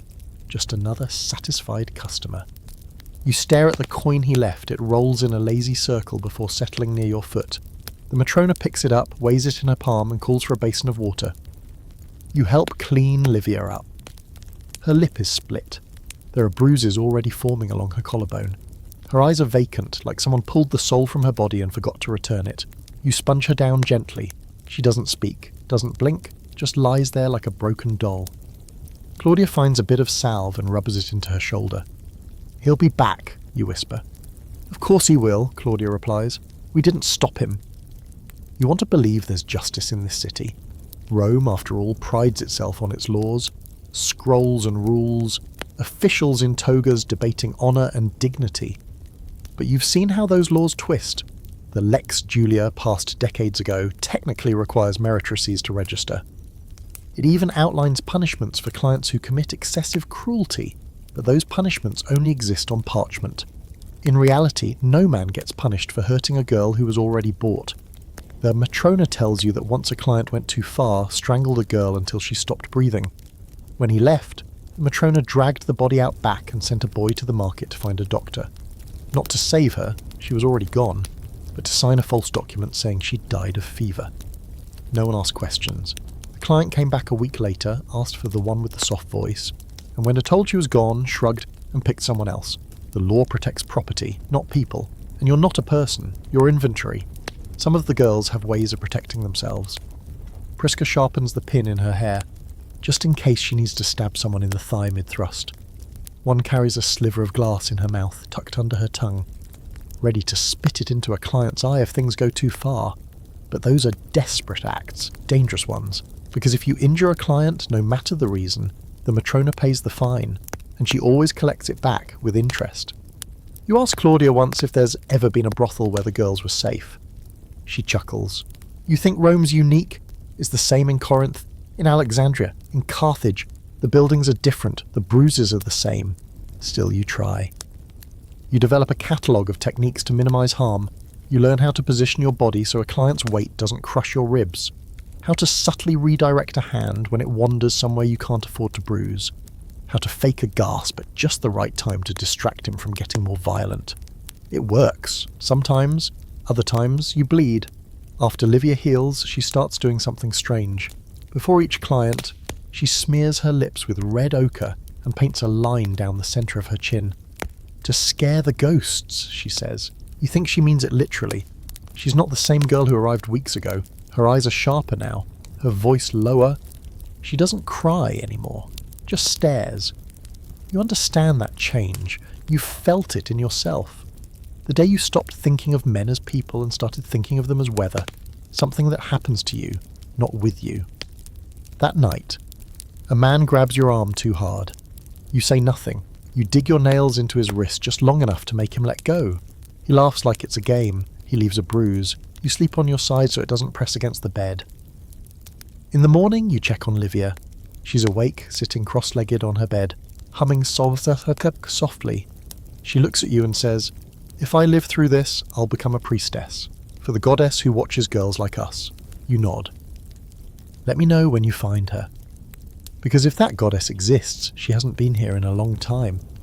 You begin to notice the shadows that move when they shouldn't. Not ghosts, those you've made peace with, but real people, slipping through hallways they aren't meant to be in, exchanging glances too quickly to be innocent. There's a language here no client speaks, passed only between the girls, and the longer you stay, the more fluent you become. It's all in the nods, the looks, the shuffles of feet under stone beds, the way someone taps 3 times at the basin before opening the curtain. You didn't think there was a network under the brothel, but now you see the signs. Underground, like roots beneath a poisoned tree. Claudia's the first to say it aloud. You think the Matrona runs this place? Please. She's just the face, the hand that signs the names. The real work happens behind the walls. You raise an eyebrow, half skeptical. Then you notice how certain clients get special treatment. Bypassing the line, slipping extra coin to the boy who sweeps the courtyard, walking out with eyes down but a satisfied grin that doesn't match the services any of you offer. Something else is happening. Something deeper. The Matrona knows, of course, she doesn't care as long as the money flows. But there's a hierarchy under her nose, and it's not written on the tally board. Some girls have connections, friends outside, lovers in the guard, family in the market who smuggle in herbs or clean tunics or, once, a tiny vial of oil that smells like crushed almond and freedom. You want in, not for escape, not yet, but for control. You've spent too long reacting, dodging, shrinking, surviving. Now, maybe you can learn how to push back. Just a little. It starts with Tertia. She's sharp, small, and completely underestimated. Clients think she's shy, delicate, but you've seen her teeth. She barters under her breath while she works, She can count coin by sound, by weight, without looking. One night you ask her if she knows a way to get better wine than the vinegary sludge the Matrona passes off as a bonus. She grins, slips something from her sash, and hands it to you. A flask, real wine, sweet, clean. Tastes like something a poet might drink. First taste's free, she says. Second taste costs a favour. You pay it eventually. Nothing extreme. Just cover for her when a client gets too drunk to walk to distract the Matrona for 5 minutes. It's simple, harmless, and suddenly you've taken your first step inside. From there it deepens. You discover Claudia keeps a list of clients who owe debts, not to her, but to someone unnamed who operates out of a butcher shop near the Forum. The debts aren't just financial, some are favours, some are secrets, some are threats carved quietly into the soft flesh of someone's reputation. These aren't random girls anymore. They're players. And Rome, for all its rules, is ripe for bending if you know the right people, or the wrong ones. Prisca knows a smuggler who brings rare herbs into the city under crates of fish. She sells contraceptives, painkillers, even a black paste that can knock a man out cold in under a minute if you slip it into his wine. Just don't use too much, she warns, unless you want to clean up a corpse. There's a chain of hand signs the girls use now. A flick of the wrist means danger. A tap to the elbow means the client's drunk. Touching the side of your nose means you've got something to trade. You didn't invent it. It was already here, passed down like a secret religion. You're just a new initiate, learning the codes. And then comes the whispers about ways out. No one says the word escape directly. It's too dangerous. The Matrona doesn't punish talk, but she punishes dreams. One girl tried to leave last year. Said her cousin owned a tavern by the river and offered her work. She never made it past the temple district. They found her body floating near the docks, face down, coins still sewn into her hem. The Matrona didn't even close the brothel that day. Just told the others to keep their mouths shut and their doors open. But still, the whispers persist. You start hearing names. Secundus, a merchant who deals in forged papers. Lucia, a widow with ties to the Temple of Isis who hides runaways in exchange for services. Marcellus, a guard who can be bribed if you catch him between shifts and bring him a bottle of imported Falernian. You begin to understand that freedom isn't just a myth. It's a complicated, messy, bloody possibility, but only for the brave or the lucky. You're not ready, not yet, but you start preparing. You stash coins with greater care. You build relationships. You offer favours, trade secrets. You help one girl fake a fever so she can rest a day without penalty. She pays you in dried rue and a name carved into the underside of a bench in the Subura, Caius, a man who helps girls disappear. You don't know if any of it's real, but it's something. And in a place where everything feels out of your hands, where every coin is someone else's before you even touch it, this secret web of hands and whispers feels like your only real power. And the best part? The Matrona doesn't suspect you. To her, you're still the quiet one. Reliable, not troublesome, not clever enough to ask questions. She doesn't see you counting who leaves the brothel and who lingers. She doesn't see the flash of signs exchanged in the hallway. She doesn't notice how often you duck behind the curtain not to work, but to talk. The network is alive, not formal, not spout, but it's there, pulsing through the brothel like a second bloodstream. You're a node in that system now, and one day when the time is right, when the coin is enough and the guard is looking the other way, you might just vanish into it completely. But for now, you wait. You work, you survive, and you listen very, very closely. It's nearing dusk when you first meet her. The kind of dusk Rome wears like a crown, where the sky turns the colour of pomegranate skin and everything feels a little unreal. You're sweeping the corridor half-heartedly, trying to ease the ache in your back and buy yourself 5 minutes away from the endless rotation of men and their demands. And that's when she walks in, not through the front door like a client or a delivery boy, but from the side, through the alley gate that usually only the Matrona uses. She doesn't knock. She doesn't speak. She just glides. And she doesn't belong here. It's clear from the moment you see her. Her robe is fine linen, stitched with tiny gold thread that catches the last of the sun. Her hair is styled in the latest Roman fashion, piled high with pearl pins. Her sandals gleam. She smells like jasmine, like saffron, like the kind of luxury that only senators' wives can afford to bathe in. And she carries herself with the calm, terrifying ease of someone who's never had to fear anything. Ever. You step aside. Everyone does. Even the Matrona perks up, setting down her wine as if suddenly reminded she used to be someone sharper. Domina, she says, bowing her head. The woman only lifts a brow. I'm here for a visit, she says smoothly, then adds, just to check on the place. You know how people talk. And now you know, this isn't just any woman. This is one of them. A scortum honesta, what some call a respectable prostitute, though the phrase is so broad that it practically falls apart under its own weight.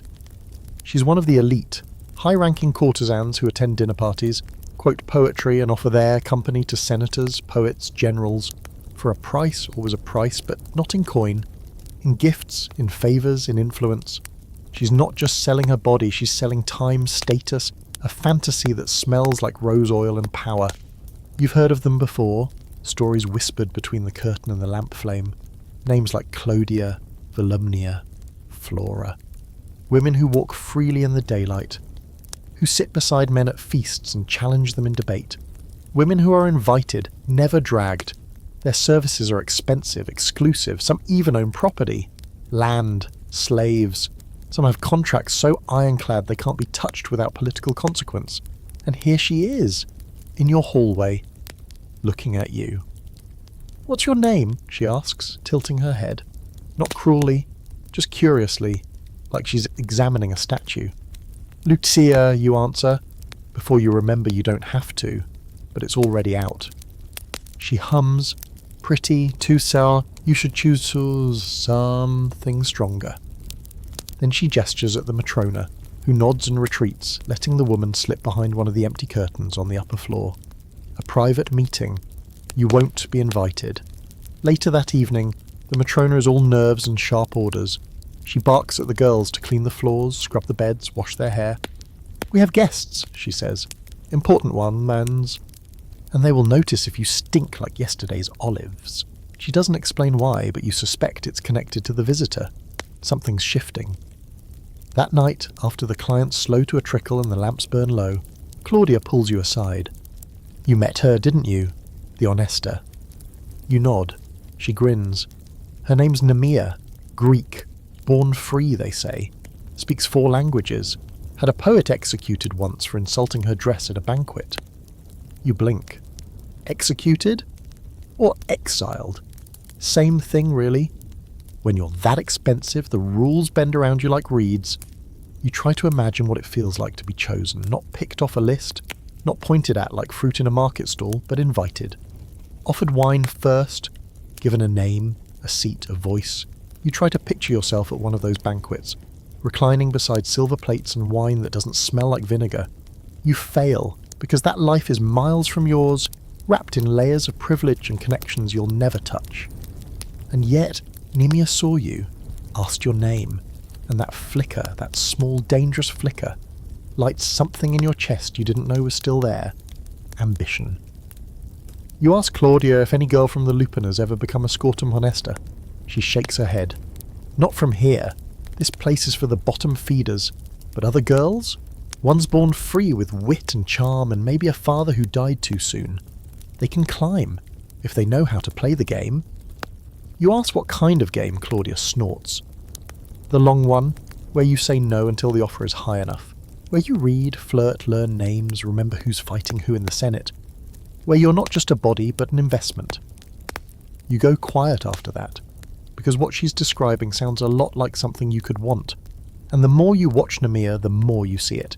The power is not in her body, though she's beautiful. It's in her voice, the way men listen when she speaks. The way she walks through the world like it owes her something. And maybe it does.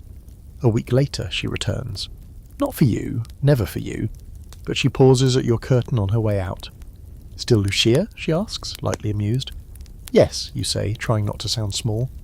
You should read Ovid. You'd like his Medea. Sharp tongue. Big goals. Then she's gone. You don't know where to find Ovid.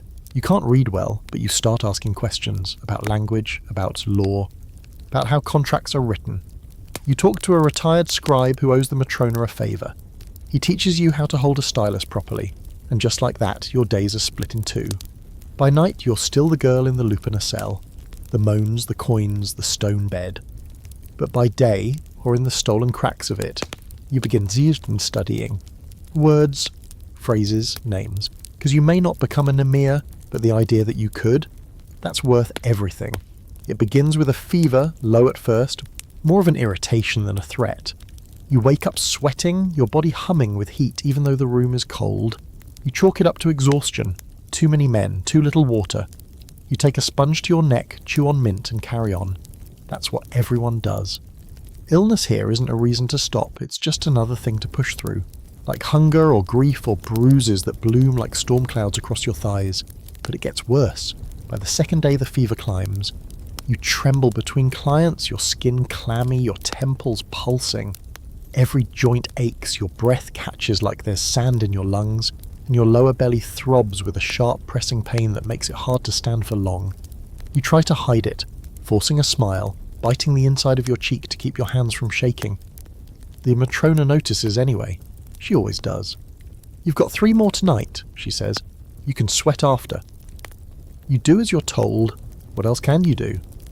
You've seen what happens when a girl stops working. The Matrona will find a way to make you useful, scrubbing chamber pots, sweeping the alley, anything to justify keeping you around. If you stop being useful altogether, well, you remember Calvina. She got sick one winter, stayed in bed for 3 days. On the 4th she was gone. No goodbyes, no burial.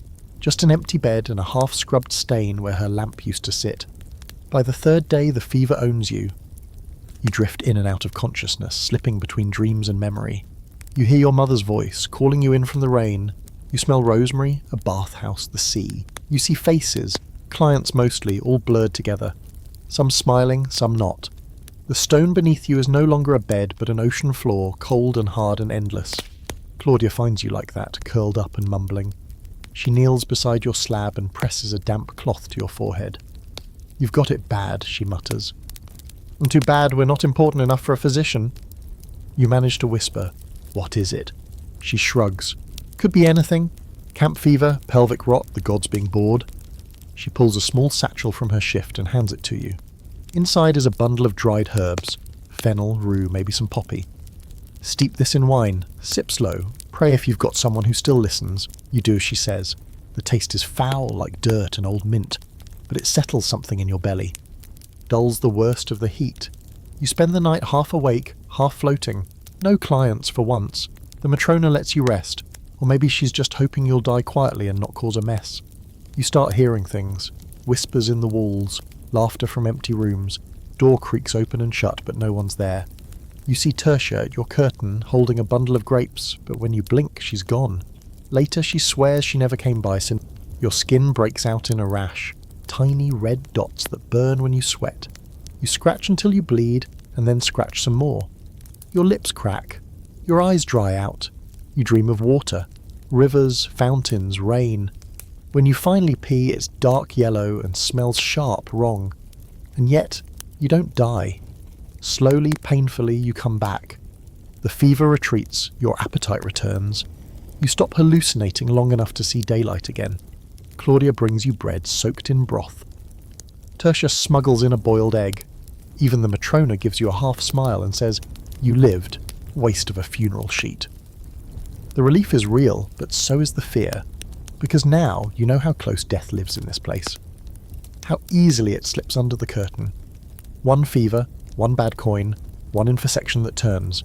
You've always known, of course, but knowing and feeling it in your bones are different beasts. You start to pay closer attention to the girls who limp, the ones who cough too often, the ones whose breath smells sweet, wrong.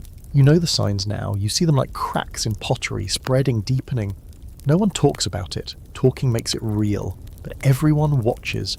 There's a girl named Elia who develops boils along her thighs. She hides them with makeup until one bursts during a session. The client runs out screaming. The Matrona doesn't let her rest. "Work the mouth if the rest is broken," she says. Elia tries. She doesn't last long, gone within the week.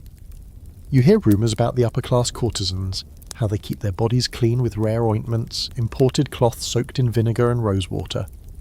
How they have private physicians trained in Greece who examine them once a month. You wonder what that feels like, having someone care whether you rot from the inside out. Instead, you share cures like gossip. Boil mint in goat milk for inflammation. Rub crushed garlic on wounds to keep them from festering. Burn a red thread and sniff the smoke to stop a cough. Most of it is nonsense, some of it helps. All of it is better than doing nothing. Disease is always near, but so is pregnancy, and they often come hand in hand. The moment your belly swells, you're marked. Some girls try to hide it with sashes or by starving themselves ill. Others throw themselves downstairs. You've never been pregnant. Not yet.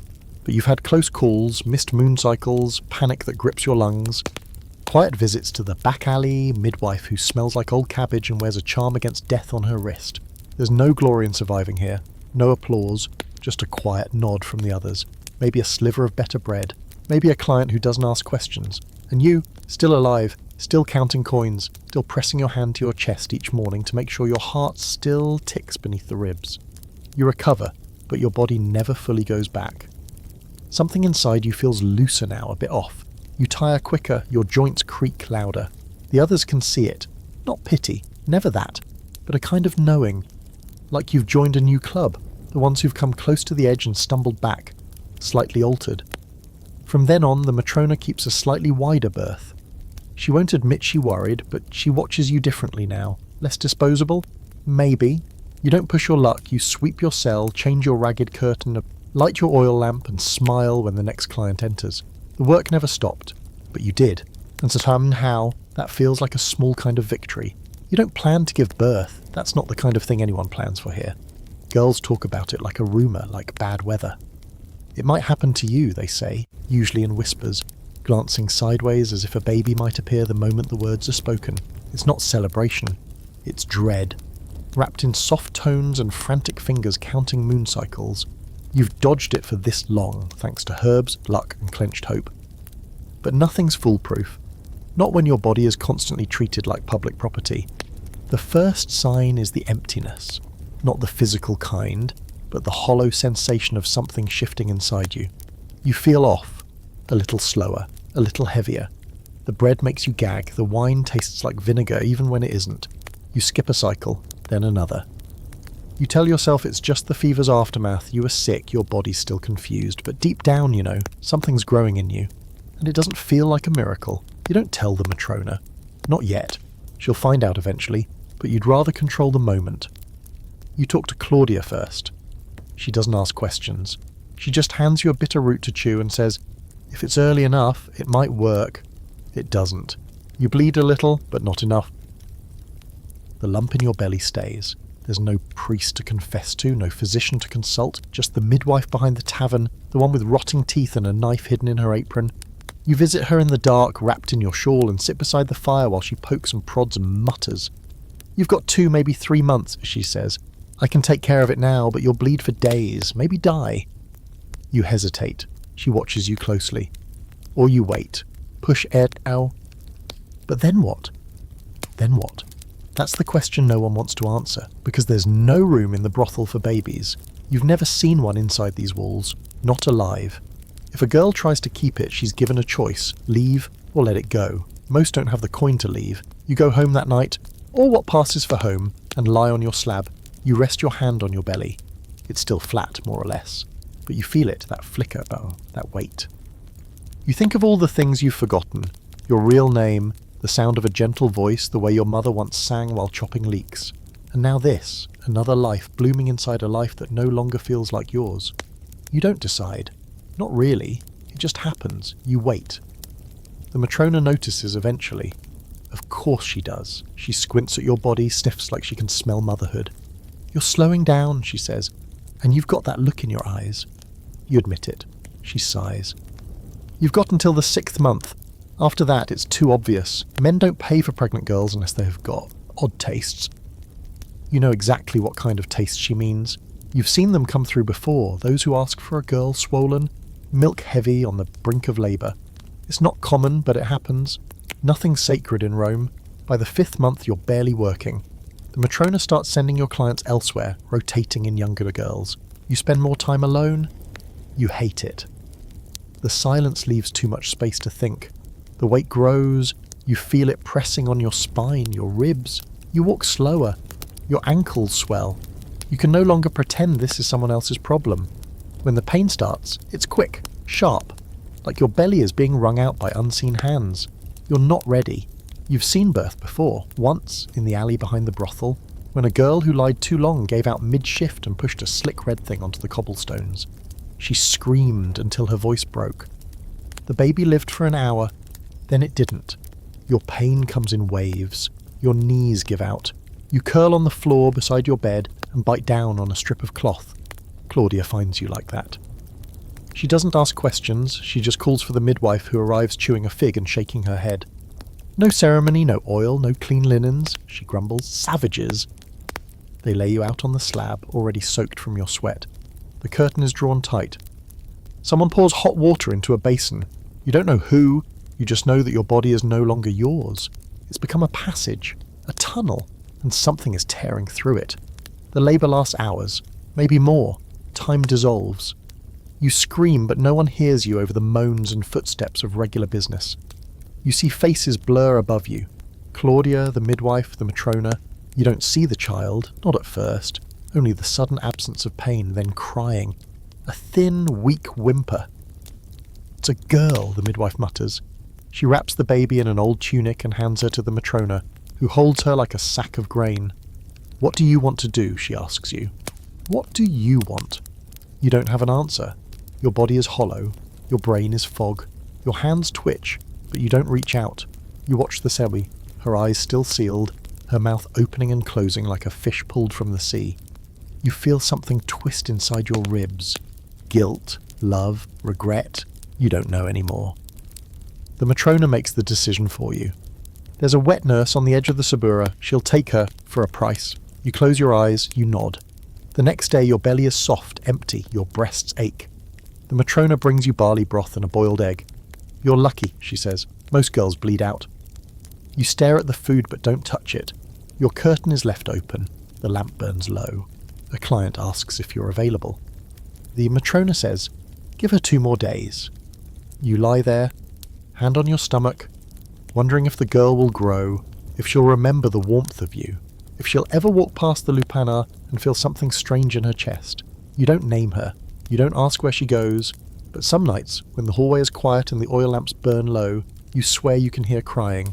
Faint, far, just enough to remind you what you lost and what you kept. The Matrona is older than the brothel itself, or at least that's how it feels. She moves like someone carved from the same stone as the bed slabs, cracked, heavy, impossible to knock over. No one knows her real name. Everyone just calls her Matrona, which sounds respectful until you realise it's also a title used for housekeepers and slave managers. She doesn't mind. She's not here for names. She's here to run the place, to keep the coins flowing and the blood mopped up. You watch her differently now, after what you've been through. The fever, the pregnancy, the screaming birth behind the curtain. You start to see her not just as your boss, but as something stranger. A woman in power. A survivor. A warning. Because once, long ago, the Matrona was one of you. The story shifts depending on who tells it. Claudia swears she was once a scortum honesta, wooed by senators and gifted silver bracelets and imported perfumes. Tertia thinks she was born in chains, rose through the brothel ranks, and earned her freedom by outliving everyone else. Prisca says she was married once to a soldier who vanished during a campaign in Dacia, and turned to managing women when her dowry dried up and no one would take her back. All the stories agree on one thing: the Matrona didn't get here by kindness. You've seen the hardness in her eyes. She doesn't weep when girls die. She doesn't flinch when clients strike too hard. She just makes calculations. How much coin the girl brought in, how much it will cost to replace her, how fast she can train a new one. She doesn't care about your pain, your dreams, your bleeding body curled on a stone slab. She cares about numbers, but there are moments, rare ones, when you see something else flicker behind that stare. One night, after a client refuses to pay and storms off, leaving you bruised, and with nothing but spit and curses, the Matrona doesn't yell. She brings you a rag soaked in lavender water and a half-rotten orange. Take the peel, she says. Rub it on your neck. Clients like it. Then quieter. Don't flinch next time. Makes them meaner. She walks away before you can say anything. But something about the gesture, the fruit, the cloth, the advice spoken like an old spell, sticks with you. She's not being kind, she's being strategic. But underneath that, there's something almost human. Or maybe that's what you want to believe. You begin to wonder how she became what she is, what it takes to survive long enough to leave the stone bed and sit behind the wooden counter instead. How many names she's forgotten, how many pregnancies, how many years since she last felt like her body was hers. Because that's what it is, isn't it? A trade, Give your body long enough and maybe you earn your freedom, only to become the one who sells someone else's. You start noticing her habits, the way she tallies earnings at the end of the night with a worn stylus and a cracked tablet. The way she watches each client, reads them like a coin's weight in her hand. She can spot a drunk from 10 paces, a thief from 20. She never lets a soldier too fresh from war stay too long. She smells danger the way other women smell perfume. She never drinks much, never eats with the girls, sleeps in a room of her own, upstairs, locked. Some say she has a lover. Others say she sleeps with a dagger under her pillow and a wax bust of Venus beside her bed. You ask Claudia once what she thinks. She made a life, Claudia says. Not a good one, not a happy one, but a life that's more than some of us get. Sometimes you catch the Matrona staring at the girls when they think she isn't watching. Not in judgment, not with pity, just watching, like she's seeing ghosts. There's one girl she favours, Junior, tall and fast-tongued, with dark eyes that sparkle when she lies. Junior gets the best clients, the cleanest cell, extra honey in her wine. Some say it's because she's clever.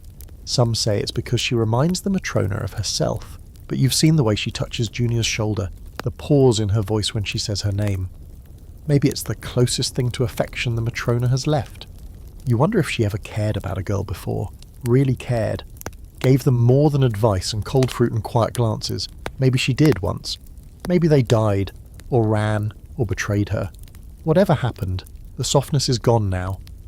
She's armour, and she expects the same from you. The longer you work here, the more you understand her logic. You stop hoping for fairness. You stop asking for favours. You learn to keep your curtain clean, your hands quick, your voice low. You learn which clients tip and which ones steal. You count coin in your head before it hits the floor. One night, after a fight breaks out between a drunk sailor and another client, the Matrona throws a knife. It lands in the wood post beside the sailor's head. Silence falls. She doesn't raise her voice. She just says, "You touch each other again in my house, and the next one lands between your eyes." They leave. She turns, looks at you and says, "You don't win by being loud, you win by knowing where to aim." You still nod. You remember. Still, the girls hate her. Quietly, they curse her when she's not around. "Old witch," they mutter, "sucking coin off our backs," but they fear her too. Because they know she's the only thing keeping the chaos in check. Rome doesn't care what happens inside the Lupanar. No magistrate is coming to rescue you. No citizen vote will protect your throat. The Matrona is the wall between you and total ruin. And sometimes, very late at night, when the work is done and your bones ache too much to sleep, you wonder if she regrets any of it. If she remembers her first night in the cell. If she ever dreamed of something gentler. If she ever wanted a child who stayed. A hand to hold. A name to outlive her. But you never ask. Because in this place you don't ask about the past. You just try to survive long enough to become it. The first time you sneak into the temple, it's not for prayer. It's for quiet. The kind of silence you can't find in the brothel, not even after midnight. Not even when every curtain is drawn and every girl is asleep or too numb to speak. You slip out in the early hours, your sandals tied loosely, your shift hidden beneath a cleaner tunic you borrowed from the wash line. You walk quickly, head down, eyes scanning for anyone who might stop you or worse, recognize you. The temple of Venus Erycina stands just outside the Subura, nestled into a slope that smells faintly of smoke and fig leaves. It's small but well kept, lit by flickering oil lamps and the soft murmur of coals that haven't quite died out from the last offering. You've passed it dozens of times, always glancing sideways, wondering what it would feel like to step through the threshold and not feel shame clawing at your throat. This time you go in. There's no one else there. Just a priestess sleeping upright in a corner, her head tilted back against a pillar, her mouth slightly open. You pause, unsure if you should wake her or pretend she isn't there. You choose the latter. The goddess doesn't need introductions, not from you. You move toward the altar, which is modest, just a block of stone smeared with old wax and dried petals. A single faded statue of Venus leans against the back wall, her robe slipping from her shoulder, her gaze fixed somewhere far away. She's not the kind of goddess who wears armour or wields lightning. She doesn't punish or protect. She simply exists, beautiful and unmoved. You drop to your knees and try to think of something to say, but what do you ask for when everything you've ever wanted feels like a joke? You don't pray for love. That word has long since lost its meaning. You don't pray for wealth. You've seen what wealth buys in your world. More rooms, softer beds, prettier chains. Instead you whisper, "Let me last." That's all. Not flourish. Not rise. Just last. The priestess stirs, but you're already gone before she fully wakes, your sandals echoing across the stone floor, your heart thudding too loud in your ears. It becomes a habit after that. Not daily, too risky. But often enough that you start to notice the other women who visit during the hours before dawn. Not just brothel girls, not just merit-rakers. Wives, widows, a young girl with braided hair who kneels for hours and never speaks. A limping woman who leaves dried herbs at the base of the statue. You learn their faces, never names. That would ruin it. There's power in anonymity. One morning you catch sight of a woman in fine robes embroidered with pearls. She kneels beside you and doesn't flinch when your shoulders brush. She doesn't look at you, and you don't look at her. But for a moment, you feel something close to equality. She needs something too. All of you do. Even in Rome, where gods are sold in statues and prayers are bartered like bread, people still come here empty-handed, hoping someone's listening. Claudia laughs when you tell her. You think Venus cares what happens to you? You shrug. No. But she doesn't turn me away either. Claudia's never been religious. She says she gave up believing in gods the day her sister was sold for 6 silver coins and no one stopped it. The only god I've ever seen, she says, was a rich man in a bathhouse who asked if I knew how to swim before holding me underwater. Her voice is flat. She doesn't elaborate. But Tertia, on the other hand, once in, she begs you to take her the next time you go, so you do. She spends the entire walk clutching a lump of wax wrapped in cloth, an offering, she says, shaped like her uterus. She wants the goddess to protect her from pregnancy. She leaves it at the altar, presses her forehead to the cold stone, and cries so quietly it doesn't echo. You keep going, you start leaving coins, not many, just 1 or 2 asses, a token. You figure if Venus can't give you miracles, she can at least buy herself some incense. One night, you try a different temple, this one to Fortuna. It's larger, louder, full of prayers barked into the air like market haggling. A soldier prays for promotion. A merchant begs for better luck in the wheat trade. You leave before you finish your own thought. It doesn't feel right. Fortuna deals in odds. You need more than a gamble. You try Minerva next. She's wise, they say, clever, chaste. You don't know if that last part helps or hurts your case. The temple's nearly empty. You leave her a strand of hair wrapped in linen. Keep my mind, you whisper, if nothing else. You wonder sometimes if the gods hear any of this. If they sit in the clouds, bored, tallying prayers and deciding which ones get answered. Or maybe they're as tired as you are.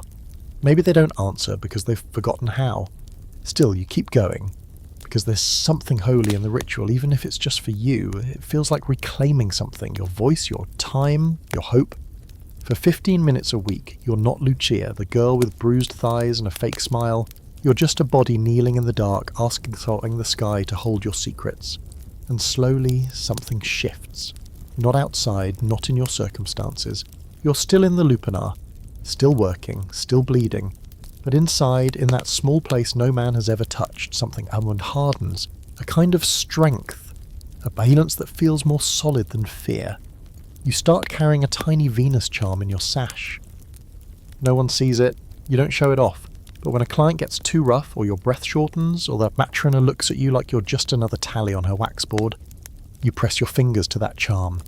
You remember the statue's eyes, that far-off gaze, that indifference, and somehow you draw power from it. Not kindness, but endurance. Maybe that's what the gods offer now. They tell you he's important before he even arrives. The Matrona walks faster, talks quieter, wipes down the entrance with actual vinegar instead of the usual bucket of wine dregs. She even tells the boy who normally sweeps to go home for the day, too much noise. That's how you know something unusual is coming.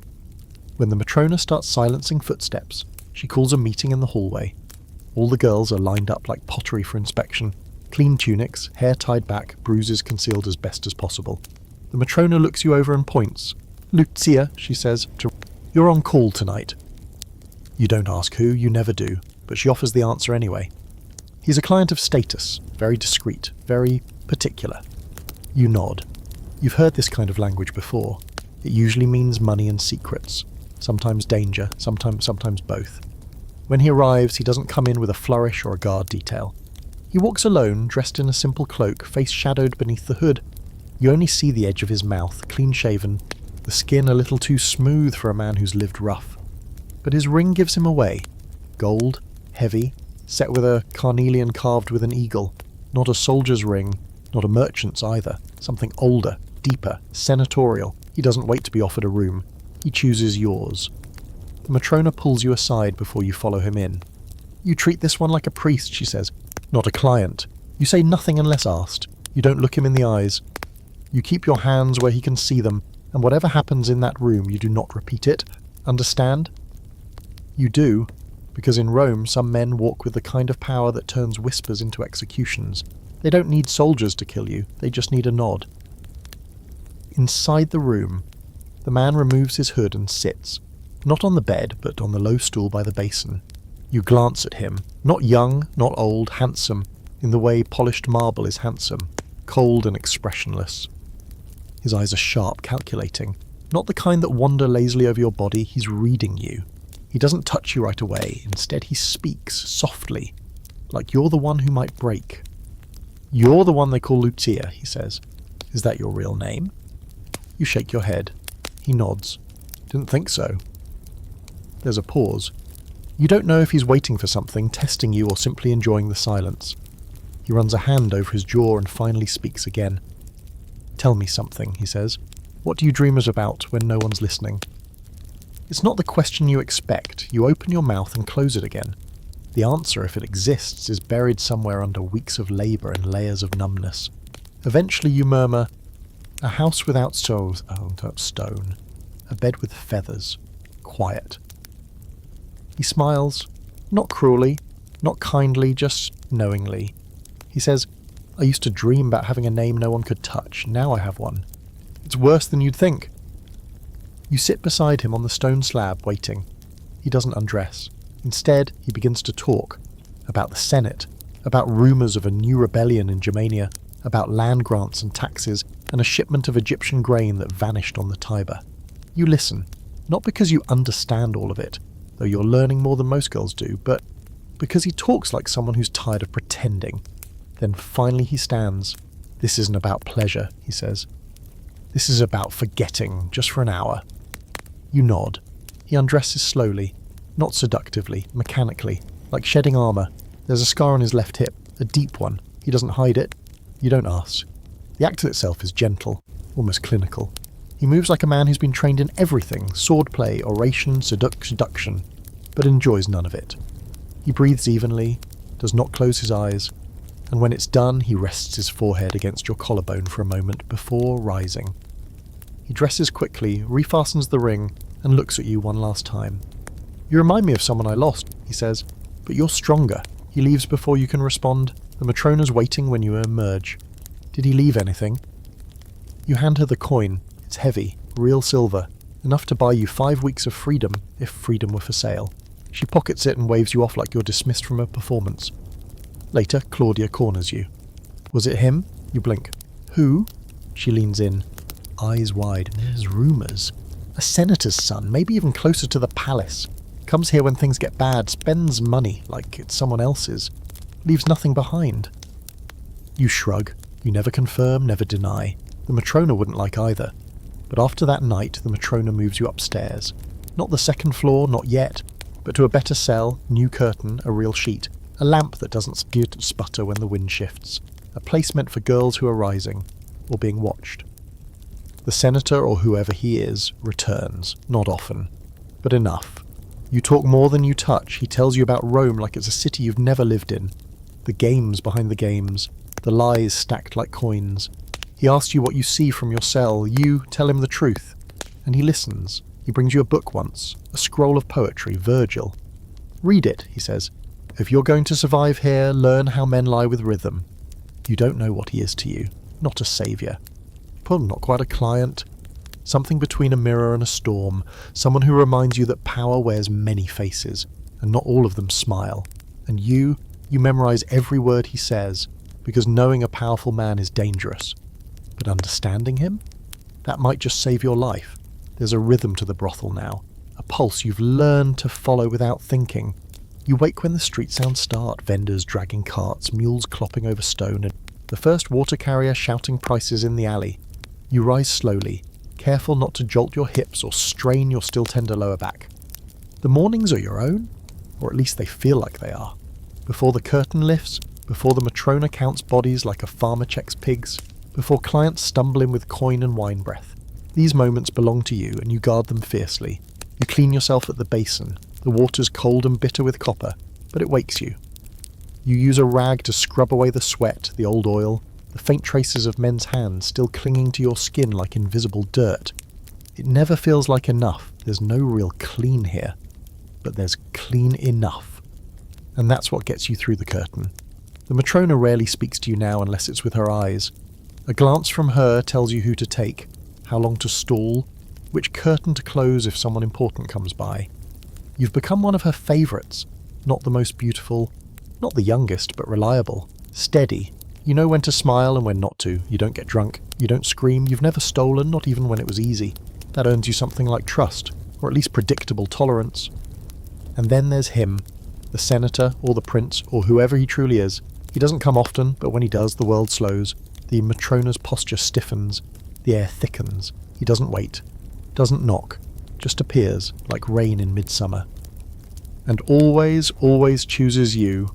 The other girls have noticed, of course. They talk in half jokes, whispers behind sleeves. Lucia's got a shadow in a red cloak. She's going to end up in a villa if she keeps her legs crossed the right way. You hear them. You don't respond. What could you say? That he never takes you the way they assume? That he speaks in riddles and politics, reads you poetry and leaves you silver? That when he touches you, it's more like a question than a demand? He brings you things, not gifts, not in the way lovers do, no silk, no perfume, nothing frivolous. One time it's the clean stylus and a wax tablet. Practice writing, his own pen says. The future belongs to those who leave marks. Another time, a small leather pouch with dried figs, still sweet. You'll need strength, he says. The kind you can chew. The Matrona pretends not to notice, but one night she speaks. Be careful with that one. He plays a long game. You nod, but inside, you wonder if you're playing too. You've started writing, slowly, awkwardly. Your letters are crooked. Your spelling inconsistent. But it's yours. Your fingers ache in a new, almost thrilling way, not from gripping flesh or scrubbing stone, but from carving your own thoughts into wax. Sometimes you write nonsense, sometimes you write memories. One day you write a name you barely remember, your father's. It feels like casting a net into the ocean and pulling up bones. Reading is harder. But you try. Claudia helps when she's sober enough. She used to be a house slave back when her owner believed in teaching girls as long as they were pretty. She points to each word, sounding it out like a nursery chant. You fumble, you learn, you keep going. You're building something even if you don't know what yet. A skill, a self, a future, maybe? You dare not call it hope, but it lives somewhere in the way your hands twitch when they're idle, craving parchment. And then there's the boy. He shows up in the courtyard, skinny and barefoot, carrying a basket of bread too fine for this part of town. He doesn't speak, just walks straight to your curtain and sets the basket down. Inside, a note, short, neat. Be outside the temple gates tomorrow. Third hour, come alone. No signature. You show the note to no one, not even Claudia, but it burns in your pocket all night. You replay every word he's said to you, every glance, every cryptic warning. You weigh the risks. A trap, a test? Or something more dangerous, an offer? You leave early the next morning. The Matrona doesn't stop you. Maybe she thinks you're fetching herbs. Maybe she just wants to see what happens. You wait by the temple gate, heart racing, palms damp. The city is already alive around you, fishmongers yelling prices, senators' litters passing like gilded ghosts, a child chasing a chicken into the gutter. You feel invisible, exposed, powerful, terrified. Then he arrives, not in disguise, not cloaked. Just walking, head high, like a man who owns the ground beneath him. He doesn't smile, he just says, "Come." You follow. He leads you through winding alleys, quieter than the Subura, but not empty. Past taverns, past doorways, past a courtyard with a fountain that doesn't stink. Finally, he opens a gate. Inside is a garden. Real grass, trimmed hedges, a fig tree in bloom. You've never seen anything like it up close. You inhale like you've been holding your breath for years. "This is my aunt's house," he says. "She's away." You nod. He sits on a bench beneath the tree and gestures for you to join him. You do. "I've been watching you," he says. "Not in the way you think." You wait. There's something in you, something sharp, not just survival, curiosity, rage. I don't see it often. Still you say nothing. "I can help you," he says. "If you help me." There it is, the price. Always a price. He explains solely, carefully. There are things he needs to know. People he needs watched. Women who speak more freely when they think they're safe. A girl like you can go places he cannot. Hear things he cannot. Report them, safely, quietly. "You want me to spy," you say. He doesn't flinch. "I want you to survive. Better than this." And for a terrifying moment it sounds like a way out. You ask, "And if I say no?" He shrugs. "Then you return. I'll still bring you poetry." You don't decide, not then. You walk back slowly, the figs he gave you bouncing softly in your sash. Back in your cell, you sit beside the wax tablet. You carve one word. Choice. It looks strange, new, yours. You don't notice the smoke at first. Rome always smells like something's burning, olive oil, trash, spilled wine on hot stone. Even at night, when the city should be sleeping, there's always a brazier glowing somewhere. A baker stoking his oven, a torch guttering in an alley. But this smoke is different, thicker, heavier. You taste it in your mouth before you smell it properly, bitter, like ash and wet rope. It's Tertia who says it out loud. "Do you smell that?" You're sitting beside her in the hallway, mending a rip in your shift with a bent needle and borrowed thread. You sniff, pause, frown, then you hear the shouts. They start faint, just voices raised in alarm, but then they swell, panic, running feet, the unmistakable sound of things breaking. A crash echoes from somewhere down the street. A horse screams. The air shifts. You rise before the Matrona does. She's already moving by the time you reach the front door. Outside, the night sky isn't dark. It's orange. The rooftops ahead flicker with the reflected flame. People are pouring into the street, women with baskets, men holding children. An old woman carrying a clay idol in both hands like it might stop the fire. "The Subura!" someone shouts. "It started near the grain warehouse." You look left, then right. The fire's far, but not far enough. You turn to the Matrona. "We have to go." She's still, for once, unsure. "We don't know if it'll reach here." "It's windward," Claudia snaps. "We'll burn like parchment if we wait." The brothel isn't made for escape. No back door, no secret tunnels, just a narrow front entry and barred windows too small for anyone to squeeze through. The Matrona looks around at the girls, half-dressed, barefoot, already coughing, and then she does something you've never seen her do. She hesitates. "Take what you can carry," she says finally. "Money, clothes, nothing else. But you don't reach for money, not yet. You run to your cell, the wax tablet is on your bed. You grab it, slip it under your tunic. Then the stylus, the Venus charm, and, impulsively, the old scrap of scroll he gave you. Virgil, you don't know why, but it feels like something worth saving. Back in the hall, chaos has bloomed. The younger girls are crying. One of them clutches a lamp, the oil sloshing dangerously. "Put it down," someone yells. "You'll set us off before the fire gets here." The Matrona organizes the exit like a commander, barking orders, her face lined with fury and fear. "Lucia, take the front, clear the street." She hands you the iron key. You don't ask why she trusts you, you just obey. You open the door and step out into heat.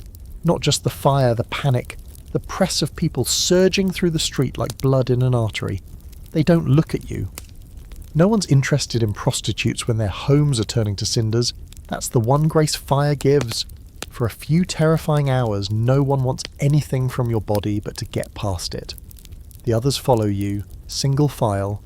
You take Claudia's hand. Tertia clutches the hem of your tunic like a child. The Matrona is last, locking the door behind her with trembling hands. It feels absurd, locking a place that's already halfway to being rubble. You make it 3 streets before you see the fire with your own eyes. It's not a flame, it's a monster. Tall, red, roaring. It licks the edge of a wooden awning and devours it in seconds. You feel the heat on your face. A man runs past you, clothes smoking, eyes wild. You pull the girls into a side alley and press against the wall. "We have to go around," you say. The Matrona shakes her head. "There's no around, there's only through." She's right. The main street is jammed. Fires at both ends.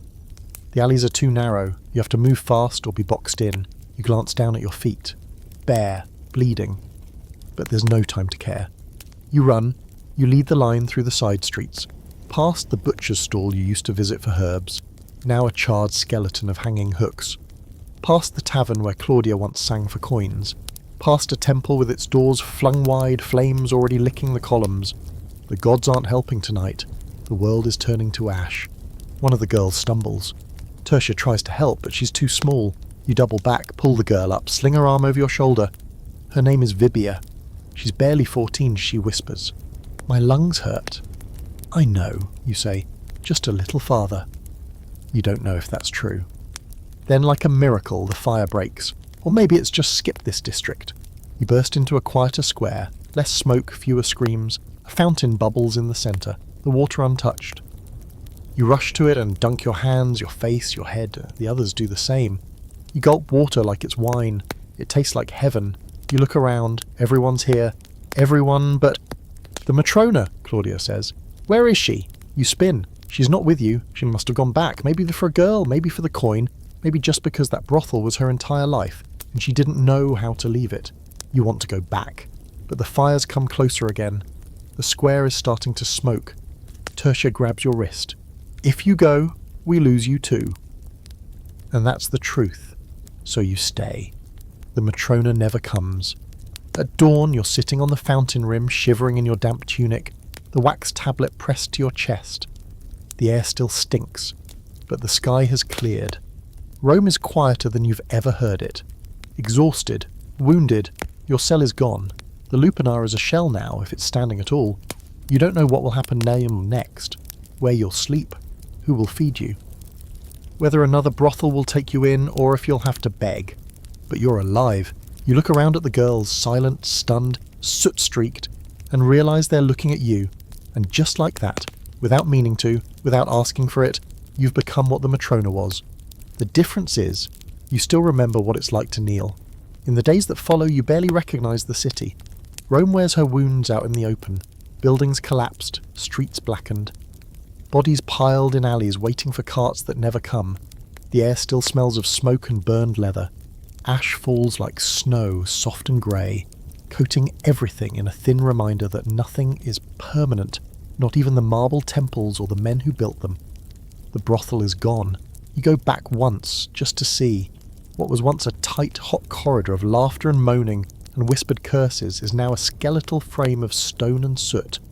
One of the walls still stands, charred but proud, with a fragment of crude graffiti clinging to it. Just a name and a crude picture of a woman's body. You don't know whose. It could be yours. It could be anyone's. That feels fitting somehow. You find the Matrona's keys in the rubble, melted together in a single iron clump.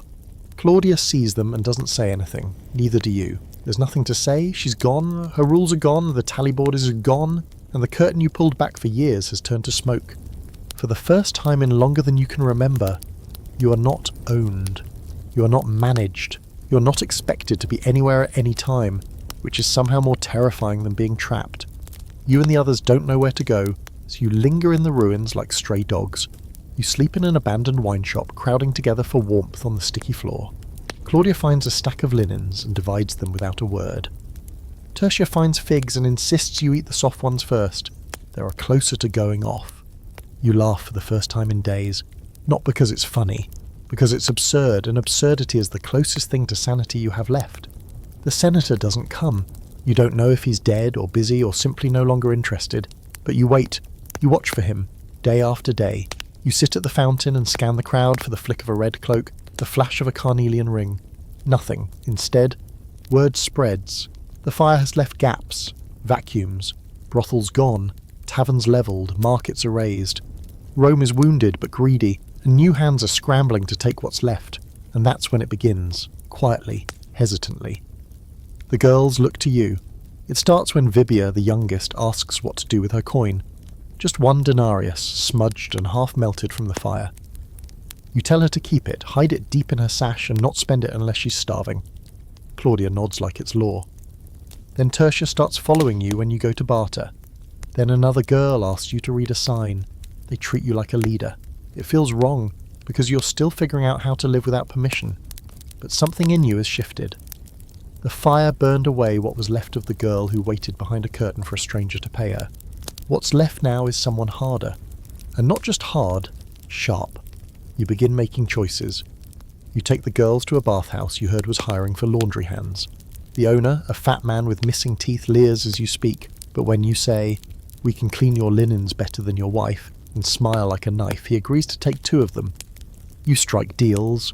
One girl gets a corner in a bakery in exchange for sweeping.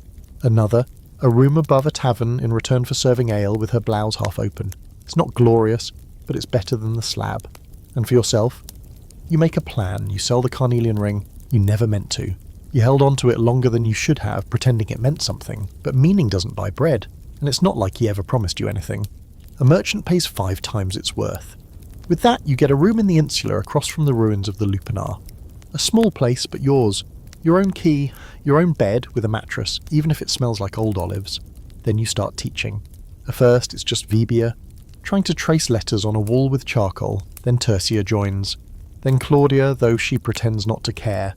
You use scraps of wax, broken styluses, bits of old parchment left behind by a burned-out scribe's shop. You teach them what the senator taught you, how to leave a mark. It's slow, clumsy, but it gives your hands purpose, and it gives your mind something to climb toward. Sometimes, when you're alone, you imagine starting over completely, leaving Rome, finding a village by the sea, selling fruit instead of yourself, having a name again, maybe even telling someone the truth about who you are. Not Lucia, not the name they carved in graffiti, but the girl who once dreamed of being more than a buddy. But the city always pulls you back. Rome doesn't let go. It reshapes you instead. One night, as you're closing the shutter on your room, you hear a sound, a low shuffle on the stairs. You turn, expecting a neighbour. But it's him, the senator, not in fine robes, not in disguise. Just there, like nothing happened. "I heard you survived," he says softly. You nod. He looks around. "You built something?" "Not yet," you reply, "but I started." He smiles, but it doesn't reach his eyes. "Rome rebuilds," he says, "and she doesn't always remember the old names." You want to ask him why he disappeared, why he left you waiting, but you don't. You're not his anymore, you never really were, so instead you ask, "What do you want?" He studies you, then says, "A partner." That word hits differently, not a client, not a patron, not a master, a partner. You don't answer that night. He leaves without pressing, just like he did before. You sit on your bed, run your fingers over the scar that still aches when it rains, and whisper a prayer to no one in particular. Not to Venus, not to Fortuna, just to the smoke and the ashes and the city that tried to kill you and somehow made you stronger. You are not the same. And Rome? She's just beginning to see you. The archaeologist brushes away the dirt with a horsehair brush so gently you'd think he was waking a sleeping child. But it's not a child under there. It's the stone bed, yours, or someone's anyway. One of the dozens that lined the cells of the Lupanar in Pompeii. And now, centuries later, here it is again, sunlit, surrounded by curious eyes and clipboards. The roof's gone, the curtains long since rotted, but the slab remains, cold, empty, patient. You aren't here to see it. Not really. You're long gone, bones scattered or lost beneath the rubble. You never made it to the sea village. You never married. Or maybe you did. Maybe your story took a turn no scroll recorded. The thing is, no one knows. That's the truth about women like you. You vanished in history the same way you disappeared behind a curtain, quietly. But now, in this moment, you are here again. The tourists shuffle through the ruins, sweating under straw hats. Mouths half open as guides explain the purpose of the rooms and the meaning of the graffiti. They giggle at the crude carvings, the phalluses scratched into the walls, the painted scenes of sex frozen forever, in faded reds and ochres. Some whisper to each other, as if standing in a tomb. Others pose for photos with the wall art, grinning beside depictions of acts they can barely explain to their children. And all around them, the air hums with a kind of ghostly amusement, because they think they know you. They see the frescoes and the stone bed and think they understand what your life was. Simple, dirty, tragic. They use words like prostitute and pleasure house and working girl, trying to fit your world into theirs. They ask the guide, were the women free? Did they enjoy it? How much did it cost? They want numbers, they want scandal, they want clarity. But history doesn't work like that. There are pieces of your story here. Yes, your name, or the one you were given, might be carved into a wall. Lucia fecit ben, Lucia did it well. That could be you, or it could be someone else entirely. The archaeologists don't know. They argue over every mark, every broken cup, every oil lamp left behind. One insists this was a lower-class brothel, another swears it had religious ties. A third believes some of the women might have had more agency than previously assumed. They debate you like you were an idea, not a person. They'll never find the Venus charm you carried in your sash. It crumbled long ago. The wax tablet is gone too, melted into some forgotten fire. But your words, some of them remain, scrawled in bad Latin, half buried under the stairs or scratched behind the stone headrest of your bed. A phrase barely legible. Vivit qui scripsit. She lives who wrote. Maybe that was you, maybe not. But it's the closest thing to a voice you left behind, and they won't know what it cost you to write it. To steal time from a world that owned your body and dared to put your mind to wax, to teach others to read when no one believed girls like you had thoughts worth keeping. To hold your chin up as Rome burned, and dare to build something in the ashes. Some scholars will read your story as evidence of oppression, others will paint it as resilience. Some will romanticize your suffering, a few will dismiss you entirely, and a handful, just a few, will stop, bend low beside your bed, and whisper, "What was your name?" You won't answer, of course, that was never the deal. But maybe, just maybe, you'll leave behind enough of yourself to haunt them, not in the way of spirits or shadows, but in thoughts that itch, in questions that won't let them sleep, in the way they'll start to see your world not as background decoration, but as a living, aching place where someone like you once woke to the sound of footsteps, pulled back a curtain, and greeted the day with both dread and grace. Because that's what you did, wasn't it? You lived, in spite of everything, in spite of Rome. You endured clients and childbirth and fire and silence. You survived your own name being taken. You survived being forgotten. And even now, long after your breath left your body, long after your story was cut off mid-sentence, they've come looking for you again. They think they found a brothel, but what they found is a grave full of voices, yours among them, not the loudest, but steady, written in wax, whispered in the cracks of stone, still here, still speaking, still waiting to be heard. So now, as you settle deeper under your blankets and the last flicker of the lamp curls into shadow, let's exhale together, for her and for you. You've made it this far, through smoke and whispers, past red curtains and silent gods, following the voice of a woman who never got to write her own ending. She's quiet now, not gone, just resting. Her story isn't something to mourn, though there's grief in it. It's something to remember, to carry. And maybe, as strange as it sounds, you carry her already. Maybe there's a part of you that's known what it feels like to be voiceless, to be seen but never really seen, to perform for people who will never ask who you are. Maybe there's something in you that understands the language of survival, the kind that doesn't come with medals or applause, only aching joints and a mind that stays sharp out of necessity. This wasn't a love story, or a tragedy, or even just a history lesson. This was a long, slow breath through a crack in time, just wide enough to let someone step back through. You walked with her. You listened. You saw the dirt under her nails, the ink on her fingers, the flash of thought in her eyes when she realized she was still here, despite everything. So now, let's let her go. Gently feel your body grow heavier against the mattress. Let your hands go still. Let your thoughts sink into the folds of the pillow. There's no curtain to draw, no tally to be counted, no more men knocking. Just this moment, just quiet, just you. And maybe, if you listen very carefully, you'll hear her voice again, faint but certain, somewhere between the floorboards and the stars. Still here, still speaking.